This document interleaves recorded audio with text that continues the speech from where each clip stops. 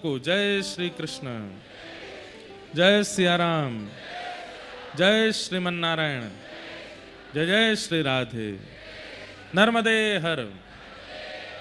बंधुओं, एक बात बताएं हम आपको, कई लोग शैव और वैष्णवों में बहुत भेद दृष्टि मान लेते हैं, पर हम आपसे बहुत स्पष्ट रूप से कह दें, स्वयं राम जी कहते हैं, शिव द्रोही मम दास कहावा, सो नर सपनहु मोह न पावा।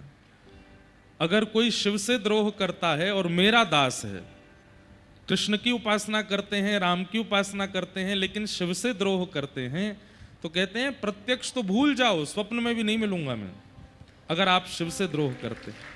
ऐसे ही कोई शिव आराधन करता है और राम जी और भगवान कृष्ण में भेद मानता है।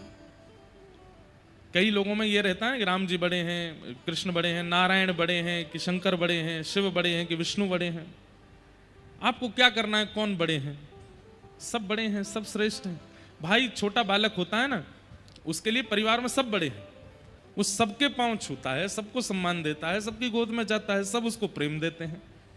अगर छोटा बालक ही भेद करने लग जाए, यही बड़े हैं, इनसे ही प्रेम करना है औरों से, तो फिर चर्चा होती है कि ये बालक बिगड़ा हुआ है, अपनी माँ के अलावा और सबको तो तू तू करके बोलता है, औरों के पिता की गोद में जाकर के तो हाथ पांव चलाता है, केवल अपने पिता के पास प्रसन्न रहता है। तो ऐसे बालक के प्रति एक विचारधारा हो जाती है कि बिगड़ैल बालक है, बचपन से संस्कार नहीं है। ऐसे ही जो भक्त ये भेद मानते हैं कि कौन बड़े कौन छोटे, हमें तो ऐसा लगता है कि अनेक जीवन में किए गए व्रत अनुष्ठान और नियमों से जब हमें फल प्राप्त होना होता है तो हमें महादेव की प्राप्ति होती है। जीवन भर के जितने भी हमारे सत्पुण्य हैं, इस जन्म के पूर्व जन्म के, उन सब सत्पुण्यों की कृपा से महादेव मिलते हैं। और महादेव जब प्रसन्न होते हैं तब प्रिया प्रियतम मिलते हैं, तब वृंदावन मिलता है। श्री वृंदावन की प्राप्ति, हमारी किशोरी जी की प्राप्ति, श्री ठाकुर जी की प्राप्ति, ये परिवार खरगोन में कथा करा रहा है और यहाँ कथा में श्री प्रिया प्रियतम की मधुर चर्चा होने वाली है। ये महादेव की प्रसन्नता है, ये महादेव की प्रसन्नता है। आपको ये बात स्वीकार करनी पड़ेगी। कई लोग नहीं मानते इस बात को, पर वो सदा नेत्र बंद करके भीगे रहते हैं। महादेव सदैव भीगे रहते हैं, एक क्षण भी ऐसा नहीं जाता कि महादेव पर एक बूंद जल भी ना गिरता हो, भीगते ही रहते हैं। क्यों भीगे रहते हैं? श्री प्रिया प्रियतम के स्मरण में भीगे रहते हैं, सदा सजल नेत्र रहते हैं महादेव के। ऐसे महादेव, आप मध्य प्रदेश वालों की बड़े सौभाग्य हैं कि यहां नर्मदा जी हैं, शिप्रा जी हैं, महाकालेश्वर हैं, ओमकारेश्वर हैं, ममलेश्वर हैं, ये सब आपके पास विराजमान हैं। इनको खूब प्रसन्न कर लो, यही प्रसन्न होकर के वृंदावन प्रदान कर देंगे। इनकी प्रसन्नता से ही व्रज प्राप्त होगा। मुनिंद वृंद वंदिते त्रिलोक शोक हारिणी, ये शब्द किसके हैं? ये ओमकारेश्वर भगवान के शब्द हैं, उन्होंने गाए हैं। और क्या कह रहे हैं? बोले कदा करिष्यसि हमाम कृपा कटाक्ष भाजनम। किशोरी जी से प्रार्थना कर रहे हैं। हिमालय पर्वत पर पार्वती जी पूछती हैं महादेव से कि सदैव नेत्र बंद करके आप किसका स्मरण करते हो? तब महादेव पार्वती जी को श्री वृंदावनेश्वरी राधा रानी के विषय में चर्चा करके सुनाते हैं। तब वृंदावन चंद श्री कृष्ण के विषय में बताते हैं। बोले कि पूरा विश्व मेरा ध्यान धरता है, सारे देव मेरी आराधना करते हैं, पर मैं इनकी आराधना करता हूं। हमारे वृंदावन के श्री राधा वल्लभ लाल जी, ये तो महादेव के ठाकुर जी हैं। श्वेत द्वीप, जैसे हम लोग जम्बू द्वीप में रहते हैं, जम्बू द्वीपे भारत वर्षे, भारत खंडे, ये भारतवर्ष जम्बू द्वीप में है। और संभवतः पृथ्वी में जितने भी देश हैं सब जम्बू द्वीप ही कहलाते हैं। 7 द्वीप हैं, जिनमें से एक द्वीप का ही हमको दर्शन होता है, जिसका नाम जम्बू द्वीप है। अन्य होते होंगे तो आचार्यों को पता होगा, हमें तो केवल एक ही द्वीप के बारे में पता है। पर 7 द्वीपों में एक द्वीप का नाम है श्वेत द्वीप। वहां श्वेत द्वीप में देवादिदेव महादेव, पार्वती जी, गणपति, कार्तिकेय चारों मिलकर के श्री राधा वल्लभ लाल जी की सेवा करते हैं। महादेव आरती करते हैं, श्री पार्वती जी रसोई सिद्ध करती हैं, गणेश जी सब जैसे यहाँ मंच सजाना, आज कौन सा बंगला बनेगा, आज राधा वल्लभ जी की कैसी पोशाक होगी, ये सब गणेश जी करते हैं। बाहर की सारी व्यवस्थाएं श्री कार्तिकेय जी निभाते हैं। और श्वेत द्वीप में महादेव विराजते। आत्मदेव नाम के ब्राह्मण ने कलिकाल में तप किया, महादेव प्रसन्न हो गए, बोले वरदान मांगो। तब आत्मदेव ब्राह्मण ने कहा कि आपकी जो अति प्रिय वस्तु है, आपके हृदय को जो सबसे प्रिय लगती है, वो मुझे प्रदान कर दो। महादेव के नेत्र सजल हो गए, बोले भाई कुछ और मांग लो। बोले नहीं, जो आपके हृदय को सबसे प्रिय है वो मुझे चाहिए। तब देवादिदेव महादेव श्वेत द्वीप से श्री राधा वल्लभ लाल जी को लेकर के आत्मदेव ब्राह्मण को देते हैं, मेरे हृदय की सबसे प्रिय वस्तु ये है। और फिर कालांतर में भगवान की वंशी ही श्री हितरिवंश महाप्रभु के रूप में प्रकट हुए। उन्हें श्री जी ने आज्ञा की कि आप वृंदावन जाओ, और वृंदावन के बीच में जब रास्ते में पड़ेगा चित्तावल नाम का गांव, वहां आत्मदेव ब्राह्मण के यहाँ हमारा एक स्वरूप विराजमान है जो कि महादेव के आराध्य हैं, उनको ले जाकर के आप वृंदावन में विराजमान करना। तब श्री राधा वल्लभ लाल जी को हितरिवंश महाप्रभु चित्तावल से लेकर के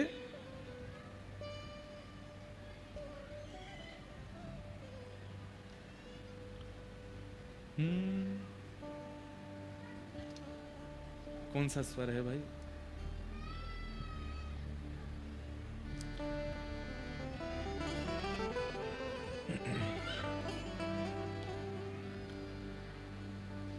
आतुर हित हरिवंश पुकारो, राधा राधा नाम। आतुर हित हरिवंश पुकारो, राधा राधा नाम। सघन कुंज यमुना तट आयो, सघन कुंज यमुना तट आयो। मदन टेर वृंदावन आयो, मदन टेर वृंदावन आयो। श्री राधा वल्लभ लाल वृंदावन प्यारो, वृंदावन वृंदावन प्यारो, वृंदावन हे श्री वृंदावन मेरो वृंदावन, श्री वृंदावन मेरो। श्री राधा वल्लभ लाल की जय। इसलिए आप लोग कभी ओमकारेश्वर जाते हैं, ममलेश्वर जाते हैं, महाकालेश्वर जाते हैं, तो सब लोग हर हर महादेव तो कहते ही हो, ओम नमः शिवाय तो कहते ही हो। हमारे कहने से जब मंदिर से निकल रहे हो, एक बार कह देना श्री राधा वल्लभ लाल की। महादेव प्रसन्न हो जाएंगे। अरे कहां तक कहें, लाखों के लोग ओमकारेश्वर भगवान का, महाकाल भगवान का दर्शन करते हैं, परंतु जो राधा वल्लभ लाल जी की जय बोलता होगा, महादेव नेत्र खोल के उसको देखते होंगे। बोलो हो, याकू तो रहस्य पतो है, ये तो जाने कि राधा वल्लभ लाल जी मेरे हैं। ऐसे हमारे श्री राधा वल्लभ लाल जी के लाल जी, राधा वल्लभ लाल जी के लाल जी हैं श्री महादेव, और महादेव के लाल जी हैं श्री राधा वल्लभ लाल जी। तो ऐसे महादेव भैया, आपको एक बात सत्य बताएं, जैसे व्यक्ति दफ्तर में अलग होता है, ऑफिस में अलग होता है, घर पर अलग होता है, हमें जहां कहीं भी महादेव दिखाई दे रहे हैं, जहां कहीं भी हनुमान जी दिखाई दे रहे हैं, जहां कहीं भी दुर्गा अम्बा जगदम्बा, ये जितने भी देवी देवता, ये सब आपको ऑफिस वाले दिखाई देते हैं, अंदर वाले तो आपको वृंदावन में ही दिखेंगे। इनका मूल रूप क्या है? अब यहां कैसे बैठे हैं? ध्याये नित्यम महेशम रजत गिरिनिभम चारु चंद्रावतंशम रत्ना कल्पोज्ज्वलांगम पयशमर्गवरा भीति हस्तम प्रसन्नम पद्मासीनम समन्तास्तुतमर गणै व्याधिकृत्यम वसानम विश्वाद्यम विश्ववंद्यम अखिल भयहरम पंचवक्रम त्रिनेत्रम। यहां तो ऐसे बैठे हैं, और हमारे वृंदावन में वंशीवट पे यमुना तट पे कान्हा रास रचावे, और गोपी बन के शंकर आए, गोपेश्वर कहलाए। हो डम डम डमरू बाजे कान्हा की मुरली पे, जग सारा नाचे रे श्याम संग राधा नाच। बोलो गोपेश्वर महादेव की। वहां तो प्रेम लक्षणा भाव से श्री गोपी बन करके बैठे हैं महादेव। हमारे वृंदावन में रोज सुबह तो जल चढ़ता है, लेकिन संध्या में आप गोपेश्वर जी का दर्शन करने जाओगे, आहा ऐसा लगेगा कोई गोपी बैठी है। इतना सुंदर श्रृंगार करते हैं महादेव, आंखों में काजल लगाएंगे, सुंदर होठों में लालिमा लगाएंगे, और महाराज ऐसा लगता है कि जैसे पार्वती जी के सबरे श्रृंगार पेटी को चोरी करके महादेव भाग गए वृंदावन, और वहां जाके रोज श्रृंगार करते हैं और वहां रोज गोपी बन करके बैठते हैं। किस भाव से? अरे जब विशेष ये श्रावण के दिन आते हैं ना, अलग अलग गोपी बन के महादेव विचरण करते हैं। रोज संध्या में महादेव का श्रृंगार होगा, आज दही की मटकी ऊपर रखी है, लेकर के जा रहे हैं और बस विचार कर रहे हैं महादेव की मार्ग में कहीं नंदलाला मिल जाएं और दही को दान मांगेंगे तो उनको दूंगी। कभी मक्खन लेके जा रहे हैं, कभी दही लेके जा रहे हैं, कभी गौ दूध निकाल रहे हैं, कभी गौ चारण कर रहे हैं। जो जो गोपी की क्रिया वृंदावन में वो सब महादेव करते हैं। ये अंतरंग बात कौन जाने, इसलिए इसका ज्यादा प्रकाश भी नहीं कर सकते हैं, क्योंकि लोगों के मन में पता नहीं कैसी कैसी भावना आ जाए। तो आपके लिए महाकाली ठीक है, कालों के काल। हमारे यहां कालों के काल नहीं है, हमारे यहां तो प्रेमी है, हमारे यहां तो प्रेम लक्षण से विराजमान है महादेव। तो ऐसे श्री ओमकारेश्वर महादेव। तो श्रीमद् भागवत की कथा में चौथे दिन कृष्ण जन्म क्यों होता है, पहले दिन ही क्यों नहीं होता? बहुत सावधानी से सुनिएगा। जैसे जब तक अधिकारी नहीं बना जाए तब तक अगली क्लास में नहीं भेजा जाता ना। जब लग जाए कि हाँ इस कक्षा की पढ़ाई पूरी समझ आ गई है, तो फिर उसकी परीक्षा पास होती है, फिर अगली कक्षा में आप जाते हो। और अगर पहली कक्षा बिना पास किए दूसरी तीसरी चौथी में चले गए तो आपका भविष्य खतरे में आ जाएगा। कई बच्चे माता पिता की जैक लगवा करके फेल हो करके भी अगली क्लास में चले जाते हैं। चले तो जाते हैं लेकिन भविष्य में कुछ कर नहीं पाते, क्योंकि भाई वो परीक्षा नहीं है, एक प्रकार से आपकी योग्यता देखी जाती कि इस वर्ष कक्षा में आपने उचित तरीके से भाव को स्वीकार किया कि नहीं। ठीक वैसे ही सब लोग इधर देखो, इधर देखो, कहीं मत देखो, यहां देखो। 4 कक्षाएं हैं, तमोगुण, रजोगुण, सतोगुण और निर्गुण। ये 4 कक्षाएं हैं। 4 ही कक्षाएं हैं भगवत प्राप्ति के लिए। हम आप सब लोग तमोगुणी हैं, रजोगुणी हैं और सतोगुणी हैं, लेकिन जब तक इन तीनों को हम पार नहीं कर लेंगे तब तक हमको श्री कृष्ण का अनुभव नहीं होगा। सतोगुण किसको, तमोगुण किसको कहते हैं? व्यक्ति के चित्त में तामसी भावना ज्यादा, ईर्ष्या, लोभ, द्वेष, अभिनिवेश, अहंता, ममता, चिंता, राग, ये सारे जो दोष होते हैं ये अधिक मात्रा में जिन लोगों के अंदर होते हैं उनको तामसी जीव कहते हैं। जैसे रावण, रावण कौन है? तमोगुणी है। जितने भी राक्षस हैं ये कौन है? तमोगुणी। तमोगुणी पहले दिन की कथा अगर सुन लें तो पहले दिन की कथा से उनका तमोगुण शांत हो जाता है। फिर वो क्या रह जाता है उनके अंदर? उनके अंदर फिर रह जाता है रजोगुण। रजोगुण किसे कहते हैं? रजोगुण का मतलब होता है बहुत यश, कीर्ति, वैभव प्राप्त करने की इच्छा करने वाला व्यक्ति और बहुत ज्यादा ऐशो आराम करने वाले व्यक्ति को रजोगुणी कहते हैं। पूछेगा क्या बना है? दाल रोटी बनी है। ये नहीं खाते हम, होटल से पहले पनीर भुर्जी मंगवाओ, उसके बिना तो हमारा भोजन जाएगा ही नहीं पेट में अंदर। क्या कपड़े हैं? बोले भैया टेलर से आए हैं, ये नहीं पहनते, हमको तो ब्रांडेड चाहिए, ये वाली ब्रांड का दो, वो ब्रांड का दो। ये ब्रांडेड वालों से हमारा कंपटीशन बहुत बढ़िया चलता है। हमसे मिलने वाले लोग आते हैं 1-1 लाख रुपए के कपड़े पहन के आते हैं, हमारे 350 रुपया के कपड़े के आगे झुक जाता है। वो आकर के हमको ही प्रणाम कर लेते हैं। कोट कितने का था भाई साहब? 60,000 रुपए का। जूते कितने के थे? 1.5 लाख रुपए के। टी शर्ट कितने की थी? 15,000 रुपए की। पैंट कितने के थे? 5,000 रुपए के। मैंने कि लो 200 रुपए की धोती, 150 रुपए की बगलबंदी, करो प्रणाम। 350 रुपए में तो झुक जाते हैं क्या? 5 लाख रुपए झुक जाते हैं नीचे। भाई कई लोगों को बहुत ज्यादा, वो भोजन में भी ब्रांड देखते हैं, वस्त्रों में भी ब्रांड देखते हैं, सब चीजों में उनको बहुत जो है वैसा चाहिए होता है माहौल। आपको पता है हमने ऐसी ऐसी कथाएं करी हैं। अब तो थोड़ी भीड़ भाड़ की वजह से हमको थोड़ा सुरक्षा रखनी पड़ती है, नहीं तो कोई, आपको पता है यहाँ से मैं जब जाता हूँ उस समय मेरा हरि नाम चल रहा होता है कि मैं गिर नहीं जाऊं, क्योंकि खड़ाऊं पहनते हैं संत आज्ञा से, और दत्त महाराज, हमारे दत्तदास महाराज जी की आज्ञा से मौन रहते हैं कथा के बाद, कथा के पहले। तो संत आज्ञा से ये 2 नियम चल रहे हैं, पर वो खड़ाऊं वाले नियम में हमको इतना डर लगता है क्योंकि आदमी ना चाहते हुए पैर छूता ही है, और 3-4 बार ऐसा हो चुका है कि बस मैं गिरते गिरते बचा हूं। मुझे लगता है मैं गिर भी जाऊं चलेगा, पर ये 2 दांत नहीं टूट जाएं आगे के, वो कैसा लगूंगा फिर मैं कथा में, और कैसा लगूंगा उससे भी इतनी दिक्कत नहीं है, फिर वो सारी हवा तो यहीं से निकल जाएगी। युवावस्था में ही नकली दांत पहन के घूमना पड़ेगा, लेकिन लोग समझते ही नहीं। यहां तो फिर भी ठीक है, कई जगह तो धोती खींच लेते हैं पांव छूने के लिए। तो हमने ऐसी ऐसी कथा की हैं।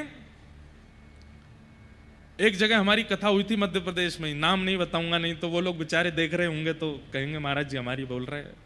मध्य प्रदेश में ही कथा थी। तो वहां जो प्रचार वैन थी उनकी, जिसमें प्रचार होता था, एक वो मैक्स गाड़ी आती बहुत लंबी, एक ही गाड़ी थी आयोजकों के पास, उसी से प्रचार होता था, उसी में सब्जी आती थी, उसी में जो है उनके रिश्तेदार नातेदार आते थे। तो हमारा मन हुआ कि भाई नर्मदा जी स्नान करना है, उसी में ही हम जाते थे, अपनी कथा का प्रचार करते हुए जाते। सुनो सुनो शाम 4 बजे से कथा होएगी, बड़ी मंडी में सब इकट्ठे हो जाना।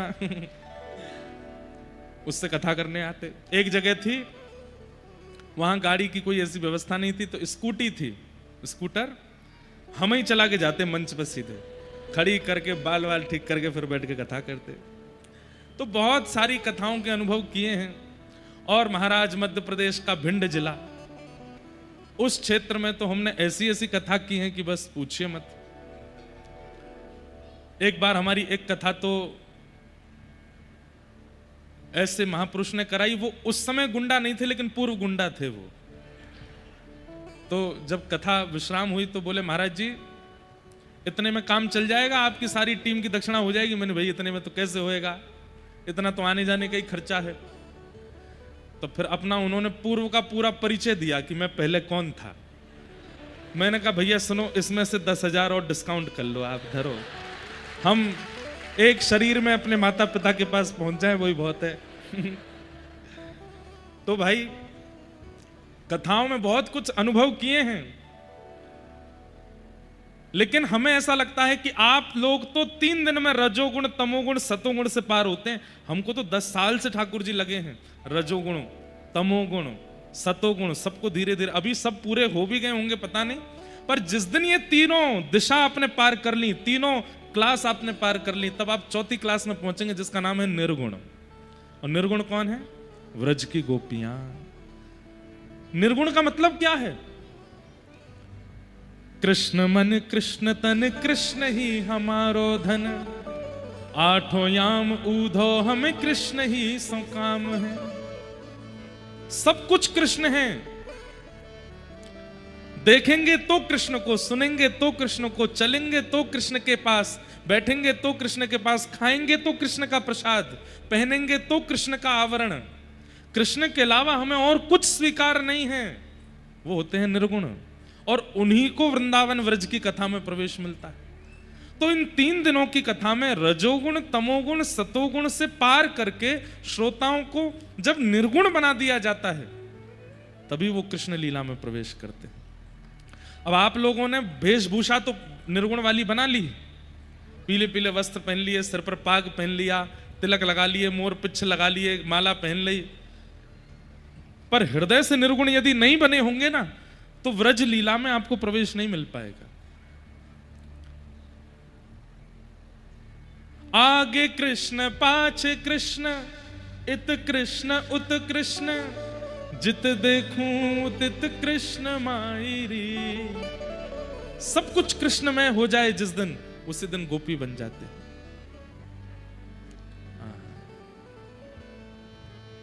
मीराबाई गाती हैं, माई मेरे श्याम लगो संग डोले, माई मेरे श्याम लगो संग डोले। मीराबाई को सारे रजवाड़े समझाते हैं, राजकन्याएं समझाती हैं, अरे मीरा तू राजकुल में जन्मी है, राजाओं जैसी वेशभूषा पहनाकर, ऐसे मणिमाणिक पहनाकर, और ये क्या कृष्ण कृष्ण कहती जोगन बनी घूमती है।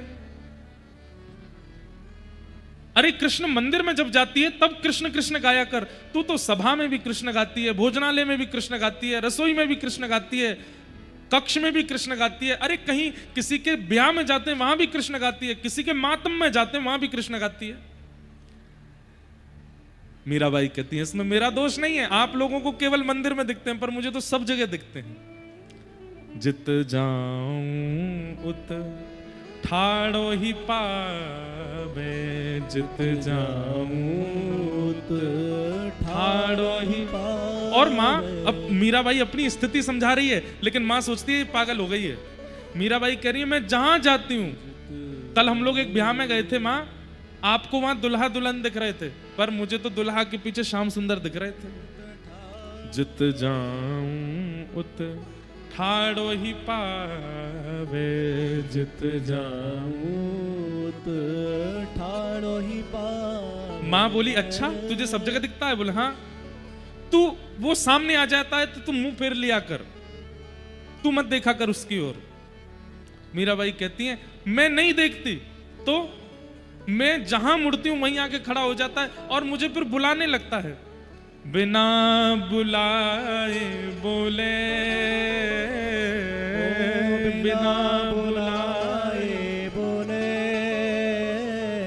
ओ श्याम लग्यो संग डोले, माई मेरे श्याम लग्यो संग डोले। और माँ आपको कहने में बहुत सरलता लगती है कि तू उसको मत देखा कर, पर आपने अभी कृष्ण को देखा नहीं है ना। जैसे एक मीठे खाने वाले व्यक्ति को मीठे का लोभ होता है, एक धन लंपट व्यक्ति को धन का लोभ होता है, कहीं धन दिख जाए वो रोक नहीं पाता स्वयं को। ऐसे ही मिष्ठान लंपट व्यक्ति को मिष्ठान दिख जाए वो स्वयं को रोक नहीं पाता, खाए बिना ले खाना ही है। ऐसे ही ये कृष्ण लंपट हो गई हूं मैं। श्री कृष्ण यदि दिख जाते हैं ना एक बार, उनका रूप ऐसा है कि फिर उन्हें देखे बिना कोई रह नहीं सकता। कहा करूं लोभी मेरे नैना, कहा करूं लोभी मेरे नैना, हंस हंस घूंघट खोले, हंस हंस घूंघट खोले, श्याम लग्यो संग डोले, माई मेरे श्याम लग्यो संग डोले। अभी मीराबाई की जो स्थिति आप सुन रहे हैं ये निर्गुण है, इनका खुद का वश नहीं है उसमें। ये ऐसी स्थिति में आ चुकी हैं कि बस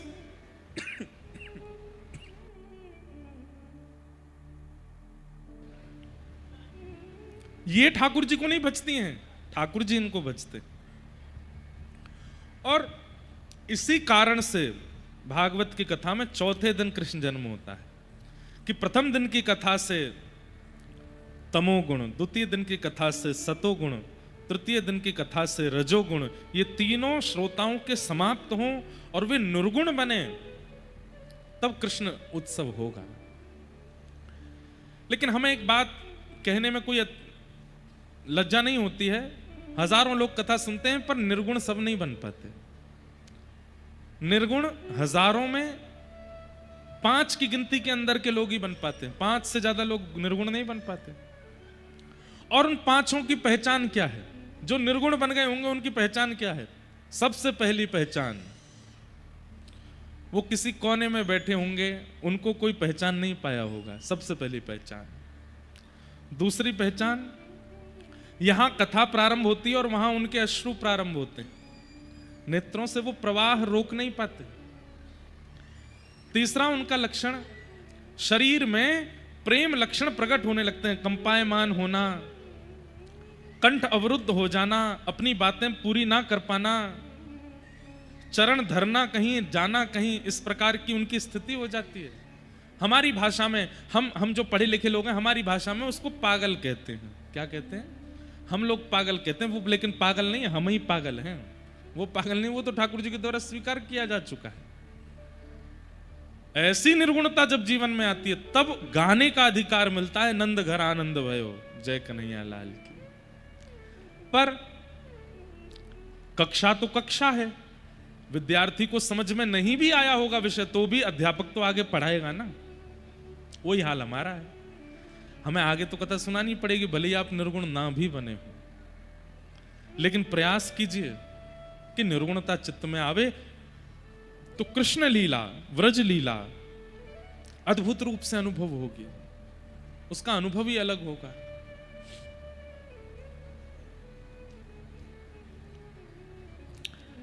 कल हमने कथा में परीक्षित जी को 7 दिन में श्राप लगा, यहां तक का प्रसंग सुना।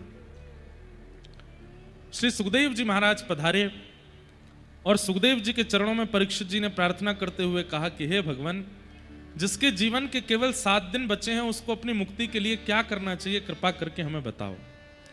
जिसके जीवन के बहुत अल्प समय शेष बचा हो उसको अपने जीवन के उद्धार के लिए क्या करना चाहिए। वास्तव में यह प्रश्न हम सबकी ओर से है, हम सबके जीवन के अल्प दिवस बचे हैं। क्या भरोसा है इस जिंदगी का, कोई भरोसा तो है नहीं कब प्राण चले जाएं। तो वास्तव में यह प्रश्न केवल परीक्षित का नहीं है, हम सबका, बल्कि परीक्षित हमसे बढ़िया है। क्यों बढ़िया है? उनको तो 7 ही दिन में मरना, हम तो कभी भी मर सकते हैं, हमारे प्राण तो कभी भी जा सकते हैं। इसलिए जिसके जीवन में अल्प समय है उसको अपनी मुक्ति के लिए क्या करना चाहिए, इसका उत्तर देते हुए श्री शुकाचार्य जी महाराज कहते हैं, वरीयानेश ते प्रश्न कृतो लोकहितं नृप आत्मवेद सम्मतः पुंसा श्रोतव्या दिशु पर। हमारी एक बात सुनिए, शास्त्र एक नीति बताता है, धन कमाते समय और भोजन करते समय सदा यह सोचना चाहिए कि सारा आज ही नहीं कमाना है, आज ही नहीं खाना, मैं कल भी जीवित हूं, कल खा लूंगा। बहुत ध्यान से सुनिएगा, धन कमाते समय और भोग भोगते समय यह सोचना चाहिए कि अभी कल भी तो है मेरे पास, सारा आज ही क्यों करूं, कल कर लूंगा। लेकिन भजन करते समय सदा यह सोचना चाहिए कि मेरा अंतिम क्षण भी अंतिम हो सकता है, अगला क्षण भी अंतिम हो सकता है, जितना भजन करना है इसी क्षण कर लूं, अगला क्षण मिलेगा नहीं मुझे। यह एक बड़ी सुंदर नीति है, लेकिन हम लोग उल्टे हो गए हैं। आज भोग भोग ले चकाचक, कल मिले नहीं मिले, जिंदगी ना मिलेगी दोबारा। और भजन बोले कल कर आलेंगे, परसों कर आएंगे, गिरिराज जी जानो बोले अगले महीना चलेंगे, अगला महीना नहीं आया तो। इसलिए हमारी बात मानिएगा, भगवत आराधन करने का जब मन हो उसी समय कर लीजिए, और संसारी भोग भोगने का, धन अर्जन करने का अगर समय लगता हो मन, उसके लिए ये विचार कर सकते, ठीक है थोड़ा आज कर लेते हैं, कल भी तो है, कल कर लेंगे। लेकिन व्यक्ति उल्टा है, भोग भोगने समय ये सोचता है ये मेरा अंतिम क्षण है, आज ही कर लो।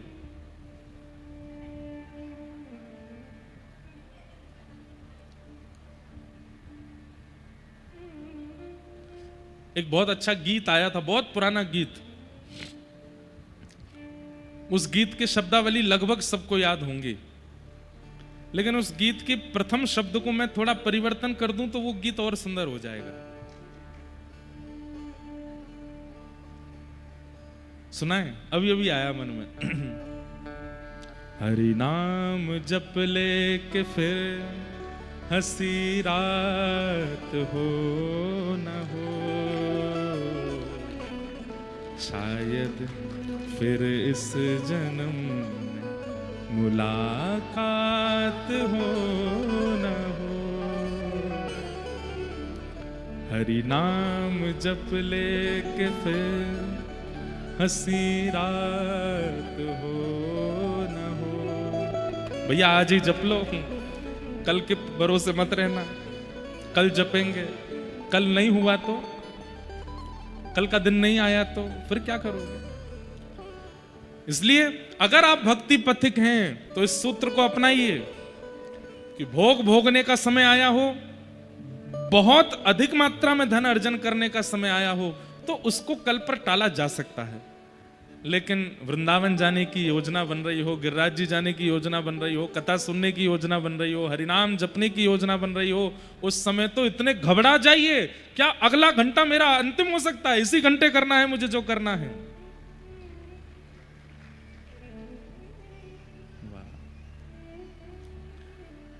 हर क्षण अंतिम हो सकता है। परीक्षित हमसे भले हैं क्योंकि उनके पास तो 7 दिन हैं, हमारे पास तो अगले क्षण का भी नहीं पता हमें क्या होगा हमारे साथ। मैं कथा सुना रहा हूं, अभी कितने बज रहे हैं? 5:40 के लगभग, 5:40 हो रहे हैं। 5:41 पर मैं कथा कह पाऊंगा इसकी गारंटी भी मेरी नहीं है। 5:45 पर मैं जीवित रहूंगा या आज नंदोत्सव मैं कर पाऊंगा, इसको मैं दावे से नहीं कह सकता, क्योंकि हम सबका हर क्षण अंतिम है। परीक्षित जी तो इस बात से प्रसन्न बैठे थे। जब परीक्षित जी से किसी ने कहा तुमको चिंता नहीं होती, 7 दिन में मरने का श्राप लगा है, तो परीक्षित जी क्या बोले? बोले चिंता तो उनको होनी चाहिए जिनको श्राप नहीं लगा, वो कभी भी मर सकते हैं, पर मैं तो दावे से कह सकता हूं कि 7 दिन से पहले ब्रह्मा भी मेरे प्राण नहीं ले सकता, क्योंकि एक ब्राह्मण ने मुझे 7 दिन में मरने का श्राप दिया है। 7वें दिन से पहले अगर ठाकुर जी भी चाहें 3रे दिन कि चलो परीक्षित, तो मैं कह दूंगा कि ब्रह्म वाक्यम जनार्दनम, ब्राह्मण की वाणी है, 7वें दिन मरूंगा, उससे पहले आप भी नहीं ले जा सकते मुझे। हम कह सकते हैं नहीं, हमारा तो हर क्षण अंतिम है। लेकिन एक बात बोले बंधुओं, हर क्षण को अंतिम मानना, अगर ऐसे कोई जीवन जीने लग जाए, और केवल एक बात होती है हमारी, हम बस मान लेते हैं कि हमारा अगला क्षण भी अंतिम हो सकता है। मानिए मत, उसको बिल्कुल इंप्लीमेंट कर लीजिए कि मैं बस प्राण निकलने ही वाले हैं। जैसे गिरते समय भयभीत हो जाते हैं, या गाड़ी चल रही है सामने से ट्रक आती है हम भयभीत हो जाते हैं, या बहुत जोर से बिजली कड़कने पर भयभीत हो जाते हैं, ऐसा मृत्यु के प्रति भय अगर आ जाए और ये भावना आ जाए कि मैं कभी भी प्राण त्याग सकता हूं, तो कहीं ना कहीं हम अपने जीवन में बहुत सुंदर बन जाएंगे। कैसे? हमारे महाराष्ट्र के संत हुए श्री तुकाराम जी महाराज, बहुत सुंदर वाणी है, मुझे बड़ी अच्छी लगती है, बहुत ध्यान से सुनिएगा। तुकाराम जी के पास एक बालक गया, एक युवा गया, और उस युवा ने जाकर के कहा, हे गुरुवर, मैं आपसे एक बात जानना चाहता हूं। बोले क्या? आपकी जो पत्नी है ना, वो बड़ी विपरीत स्वभाव वाली है, वो आपको डांट भी देती हैं, आपके ऊपर चिल्ला भी देती हैं। कभी कभी अभी 2-3 दिन पहले ही हमने एक घटना सुनी थी, वहां पे तुकाराम जी से वो बालक कहता है कि उन्होंने एक गन्ना भी मारा था आपको, जिसके 2 टुकड़े हो गए थे। तुकाराम जी बोले हाँ, अभी तक निशान भी है। आपकी इतनी विपरीत पत्नी है, फिर भी आप इतने प्रसन्न कैसे रहते हो? मैं आपसे केवल यह जानना चाहता हूं कि विपरीत परिस्थिति, विपरीत वातावरण, विपरीत परिवार, विपरीत पत्नी, विपरीत बच्चे, विपरीत मित्र, विपरीत माहौल जब हो जाता है, तो उसमें प्रसन्न कैसे रहा जाता है? आप कैसे प्रसन्न रह लेते हो? आपको देख करके लगता है कि आपको जीवन में कोई चिंता है ही नहीं। क्यों? तो तुकाराम जी महाराज ने मन में सोचा कि मैं इसको ज्ञान उपदेश करूंगा तो इसके सिर के ऊपर से बात चली जाएगी, एक प्रैक्टिकल करा देता हूं। तो तुकाराम जी बोले, तू मेरी बात बाद में सोचना, मुझे तेरे बारे में एक नई बात पता चली है। तो वो बालक बोला क्या? बोले इधर आ। वो बालक थोड़ा पास गया तो उसके बाल ऊपर करके उसके माथे की रेखा देख करके तुकाराम जी बोले, तेरे जीवन के तो बस 7 ही दिन बचे हैं बेटा, तू मेरी प्रसन्नता की बाद में पूछना, तेरे जीवन के केवल 7 दिन बचे हैं, 7 दिन बाद तेरी मृत्यु हो जाएगी। बालक बोला, महाराज ये कैसी बात कर दी आपने, मैं तो आपसे चिंता का समाधान करने आया, आपने तो मुझे और चिंता में डाल दिया। बेटा नहीं बताता तो मुझे बुरा लगता ना, अब तू देख ले तेरे को क्या करना है, 7 ही दिन बचे हैं तेरे। वो बालक तुरंत दौड़ करके गया, और वो किसी को बता करके चिंतित करना नहीं चाहता था, माता पिता किसी को नहीं बताया। लेकिन वो बालक इतना व्यवस्थित जीने लगा, अब उसको पता है कि मेरे 7 दिन है, तो जितनी नींद होनी चाहिए उतना ही सोता है, जितना भोजन होना चाहिए उतना ही खाता है। रोज अपने भाई बहनों से लड़ता था, लेकिन अब भाई लड़ने आता है तो कहता भाई लड़ ले भाई, अब तो मिलूंगा नहीं मैं तुझे, लड़ ले और क्या करेगा। बहन कुछ बात पर नाराज हो जाती तो बोले, बहन मैं तुझसे क्षमा मांग लेता हूं, तू नाराज मत हो मुझसे, कल को मैं नहीं मिला तो फिर तू रोएगी। माँ कई बार मन मुताबिक सब्जी नहीं बनाती तो जो बना देती बालक पा लेता, बोले कोई बात नहीं माँ, तेरे हाथ का भोजन अब कब नसीब होगा, तू जो बनाएगी सब मेरे लिए अमृत है। पिता किसी बात पर पीट देते, बोले पिताजी आपकी ये पिटाई याद आएगी मुझको, मार लीजिए जितना चाहो। 7वां दिन जैसे ही आया, सुबह जल्दी जल्दी उठ गया, नदी में स्नान किया, माँ को प्रणाम, पिता को प्रणाम, भाई को प्रणाम, बहन को प्रणाम, पूरे घर परिवार को प्रणाम करके सीधा तुकाराम जी के पास आके बैठ गया। बिल्कुल शुद्ध उसके जैसे कई लोग जो हैं बहुत, जब व्यक्ति बहुत ज्यादा निर्मुक्त हो, मतलब निश्चिंत हो जाता है ना, उसके लहजे बदल जाते हैं बोलने के, उसके चलने का लहजा बदल जाता है, उसकी हेयर स्टाइल बदल जाती है, कपड़े पहनने का तरीका बदल जाता है। लेकिन थोड़ा चिंतित व्यक्ति होता है ना, उसको देखोगे आप सीधा बैठेगा, नीची नजर रखेगा, बाल भी डिसेंट रखेगा, भोजन जो दे दोगे पालेगा। ऐसा ही वो हो गया था। तो जब तुकाराम जी के सामने गया तो तुकाराम जी से बोला, महाराज आज 7वां दिन है, मेरे प्राण जाने वाले हैं। तुकाराम जी बोले अच्छा, तुम्हारी बहन ने लड़ाई की तुमसे 7 दिन में? बोले हाँ लड़त तो रही थी वो। तुमने लड़ाई की? बोले नहीं मैंने नहीं लड़ाई की। भाई ने लड़ाई की? बोले हाँ। का वो उसने मारा, मैंने सह लिया। माँ ने तुम्हारी मनपसंद सब्जी बनाई कि नहीं बनाई? बोले नहीं वो तो कुछ भी बना रही थी पर मुझे सभी अच्छी लग रही थी, मैंने सोचा 7 ही दिन बचे हैं, क्यों रो धो करके नाटक करके कुछ कहूं, जो बनाती मैं पा लेता था। पिता ने तुमको मारा? बोले हाँ मारा, पर इस बार पिता की पिटाई में मुझे दर्द नहीं हुआ, बल्कि ये लगा कि 7 दिन बाद कौन मारेगा मुझे। तुकाराम जी बोले यही मेरे जीवन का सूत्र है। मैं हर दिन ये विचार करता हूं कि पत्नी मेरी विपरीत है, इसकी विपरीत स्वभाव से दुखी होकर के मैं क्यों अपना पूरा दिन खराब करूं, क्या पता रात्रि को प्राण चले गए तो। रात्रि में बच्चे विपरीत व्यवहार करते हैं तो मैं उस पर भी चिंतित नहीं होता, मन में सोचता हूं कि क्यों अपना चिंतन बिगाड़ूं इनसे लड़ करके, कल मेरा अंतिम दिन हुआ तो।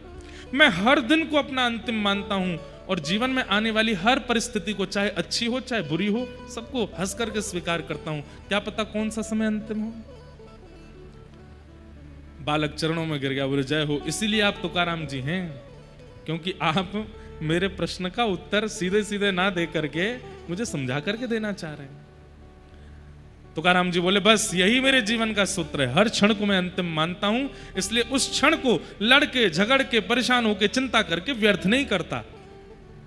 जय जय राम कृष्ण हरि, जय जय राम कृष्ण। हर क्षण अपने हरि को याद करता हूं, राम कृष्ण को याद करता हूं। बालक चरणों में गिर गया, प्रसन्न हो गया।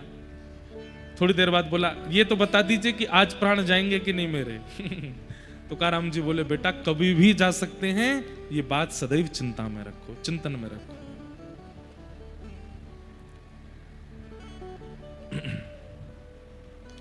कोई भी क्षण अंतिम हो सकता है, इसलिए अपने हर क्षण को हरि को प्रदान करो, हर क्षण को ठाकुर जी के चरणों में अर्पित कर दो। सुखदेव जी महाराज परीक्षित को समझाते हैं, बोले परीक्षित वरीयानेशते प्रश्न क्रतो लोक हितम नृप आत्मविद सम्मतः पुंसाम श्रोतव्यादिषु यः परः। परीक्षित, तुमने जो प्रश्न किया है उसके प्रति मेरी एक ही भावना है। क्या भावना है? वरीयानेशते प्रश्न कृतो लोकहितं नृप। तुमने जो ये प्रश्न किया है, अगर ये लोक हित के लिए है, सामाजिक हित के लिए है, तो ये प्रश्न अच्छा है। लेकिन ये प्रश्न अगर तुम्हारे अपने लिए है तो ये प्रश्न उचित नहीं है। बंधुओं, एक बात बोले, मुक्ति के उपाय वो व्यक्ति पूछे जो कभी वृंदावन नहीं गया, जो कभी गोवर्धन नहीं गया, जो कभी व्रजमंडल नहीं गया, जो कभी जगन्नाथपुरी नहीं गया, जो कभी द्वारिका नहीं गया, जो कभी बद्रीनाथ नहीं गया। वो व्यक्ति अगर अपनी मुक्ति का उपाय पूछे तो उसको उपाय बताया जा सकता है। लेकिन जिसका संबंध वृंदावन से है, जिसका संबंध गोवर्धन से है, 84 कोस व्रजमंडल से है, वो अगर पूछे कि मेरी मुक्ति का उपाय क्या है, तो ये प्रश्न उसके लिए उचित नहीं है। क्यों? वृंदावन को भजने वाले मुक्ति की कामना नहीं करते। क्यों? वृंदावन को भजने वाले वृंदावन की कामना करते हैं। हमें मुक्ति नहीं चाहिए। बोले क्या चाहिए? बोले अगलो जन्म हमको वृंदावन में ही दे दो। मुक्ति की याचना कौन करते हैं? वास्तव में जो बंधन में है वो मुक्ति की कामना करते हैं ना। जो बालक बंधा होगा वही तो कहेगा मां खोल दो। पर जो एक बार वृंदावन को है गयो, ब्रजमंडल को है गयो, वो तो मुक्त है ही गयो है। अब मुक्त हो गए, अब क्या कामना है? वास्तव में जो मुक्त नहीं है उन्हें वृंदावन नहीं मिलता, जो मुक्त हो गए उन्हीं को वृंदावन मिलता है। तो वैसे तो सिद्धांत यह है कि मुक्ति की कामना सब पूरी दुनिया करती है, पर ब्रज को भजवे वारे, ठाकुर जी को भजवे वारे, वृंदावन को भजवे वारे, वो मुक्ति की कामना ना करें, वो तो वृंदावन की कामना करें। आप कहोगे महाराज जी आप हमसे बुलवा रहे हो, हम कब होंगे ब्रजवासी? ये तो समझ में आता है, पर आप तो ब्रजवासी हो, आप क्यों बोल रहे हो? इस बार तो हो गए, अगली बार के लिए प्रार्थना कर रहे हैं कि हर बार ब्रज में ही बने। मोरहू बनाओ तो बनाओ श्री वृंदावन को, नाच नाच कुहक कुहक आपको रिझाऊंगो। बंदर हूँ बनाओ तो बनाओ श्री वृंदावन को, कूद कूद डारन पे भोर को जगाऊंगो। इसलिए मुक्ति की कामना आज तक करते थे आप लोग, आज से अपनी कामनाएं बदल दीजिए। अब हमें मुक्ति नहीं चाहिए। हे श्याम सुंदर, हे ठाकुर जी हमें ब्रजवासी बनाए दो, अगली बार हमें ब्रजमंडल में भेज दियो, हमारो जन्म ब्रज में है जाए, ब्रज की कोई गोपी बन जाए, ब्रज के कोई ग्वाला बन जाए। और गोपी ग्वाला बनवे की हमारी सामर्थ्य नहीं हो तो बंदर ही बनाई दियो, लेकिन बनियो ब्रज में। और हमारे किसी कारण से, हमारे किसी कर्म के प्रभाव से हमको कोई और कीट पतंगा भी बनना हो तो वो भी ब्रज में ही बना देना। चींटियों बनानी हो तो ब्रज में ही बना दियो, वृक्ष बनाना, 84 लाख योनियों में भेजना अगर हमको भेज दीजिएगा, लेकिन भेजना ब्रज में और कहीं नहीं। ऐसे हमारे व्रज की कामना जिनको है वो लोग तो खुश हो गए होंगे, जिनको नहीं है वो सुन लो, क्या बुराई है। परीक्षित जी महाराज सुखदेव जी को समझाते हैं, सुखदेव मुक्ति की कामना मत करो, भक्ति की कामना करो। मुक्ति का मतलब है मृत्यु के पश्चात भगवान का दर्शन, और भक्ति का मतलब है जीते जी भगवान का दर्शन। तुम तो भक्ति की याचना करो। श्रीमद् भागवत मुक्ति प्रदान करती है, पर मुक्ति से पूर्व भक्ति प्रदान करती है। कथा सुनने वाले मुक्त हो ही जाते हैं, पर कथा सुनने वाले जीवित अवस्था में भगवत दर्शन कर लेते हैं। यह कथा का सिद्धांत है। हम जितने भी भक्तों के चरित्र सुनते हैं, किसी भी भक्त ने मृत्यु के पश्चात भगवान को देखा हो और फिर उसका चरित्र लिखा गया हो? नहीं। जीवित अवस्था में मीराबाई, सूरदास, कृष्णदास, कुम्मनदास, छीत स्वामी, सबने अपनी जीवित अवस्था में दर्शन किया। हमें भी वही इच्छा है, और इसी इच्छा से कथा सुनो। जीवन में क्या प्राप्त होगा सब मेरे कर्म पर निर्भर है, लेकिन हे भागवत जी, हे ठाकुर जी, आप कृपा करना, जीवन में जो मेरे आना हो सबको आने देना, पर सबके साथ आप भी आना, आप जरूर आना। परीक्षित जी ने शुकाचार्य जी की बात मान करके चरणों में प्रणाम करते हुए कहा, भगवान अब मुझे मुक्ति की कामना नहीं, अब मुझे भक्ति चाहिए। मेरे जीवन के 7 दिन बचे हैं, कृपा करके मुझे भक्ति का मार्ग बताइए। और तब सृष्टि प्रसंग सुनाते हैं और इसी सृष्टि प्रसंग को सुनाते हुए हिरण्यकश्यप और हिरण्याक्ष का प्रादुर्भाव सुनाया, और हिरण्याक्ष का वध वराह भगवान के द्वारा हुआ। बोलो वराह भगवान की जय। अब कोई कोई प्रसंग हम ऐसी जल्दी जल्दी सुनाएंगे, क्योंकि क्रम पर पहुंचना भी, भले आराम से कथा पूरी होगी, लेकिन कोई कोई क्रम ऐसे जल्दी जल्दी कह देंगे। हिरण्याक्ष का वध भगवान वराह ने प्रकट होकर के किया। बंधुओं देखो, परसों भी मैंने ये विषय छेड़ा था, आज फिर छेड़ूं। ब्रॉड माइंड बोलते हैं आजकल। ब्रॉड माइंड कौन है? ऐसा है, ऐसा है, ऐसा है। ठाकुर जी से बड़ा ब्रॉड माइंड कौन होगा? जो इतने सुंदर हैं, इतने सुंदर हैं कि उनकी भ्रगुटी टेढ़ी करते ही महाराज तीनों लोग न्योछावर हो जाते हैं। उनको सूकर बन के आने में बिल्कुल लज्जा नहीं होती। मतलब इतनी ऊंची पदवी पर होने के बाद भी ऐसे बनने में उनको बिल्कुल लज्जा नहीं होती। इसे कहते हैं ब्रॉड माइंड। ये ठाकुर जी। कई लोग कहते हैं कि ठाकुर जी जब मानव बन के आ ही जाते हैं तो फिर ये सूकर और सिंह बन करके आने की आवश्यकता क्या है? दो कारण। एक तो ठाकुर जी इससे सर्वव्यापकता बता रहे हैं कि सब जगह हैं, वो कहीं भी प्रकट हो सकते हैं। खम वायु अग्निम शलिलम महिम च ज्योतिम से सत्वानि दृशो द्रुमादीन सरित समुद्राम से हरे शरीरम यत्किंच भूतम प्रणमेत अनन्यम। सब जगह ठाकुर जी हैं, पहली बात। और दूसरी बात, डाउन टू अर्थ। कितने ठाकुर जी सरल हैं, कितने सहज हैं कि उन्हें कुछ भी बनने में बिल्कुल लज्जा नहीं होती। हमें कोई माता कभी अपने बेटे पे गुस्सा होकर के उसको जानवर बोल दे, गधा बोल दे, तो बेटा कितना गुस्सा हो जाता है, आपने मुझे कैसे बोल दिया। हम तो इतना ही बोल सकते हैं, माताएं तो और भी कुछ भी बोल देती हैं।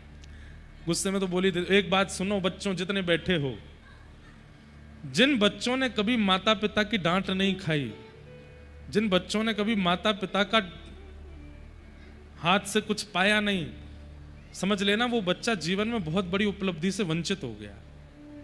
और ये बात भी हम नहीं कह रहे हैं। क्रोधापि देवेन वरेण तुल्यम। श्रेष्ठ जनों का, बड़े जनों का क्रोध वरदान के समान होता है।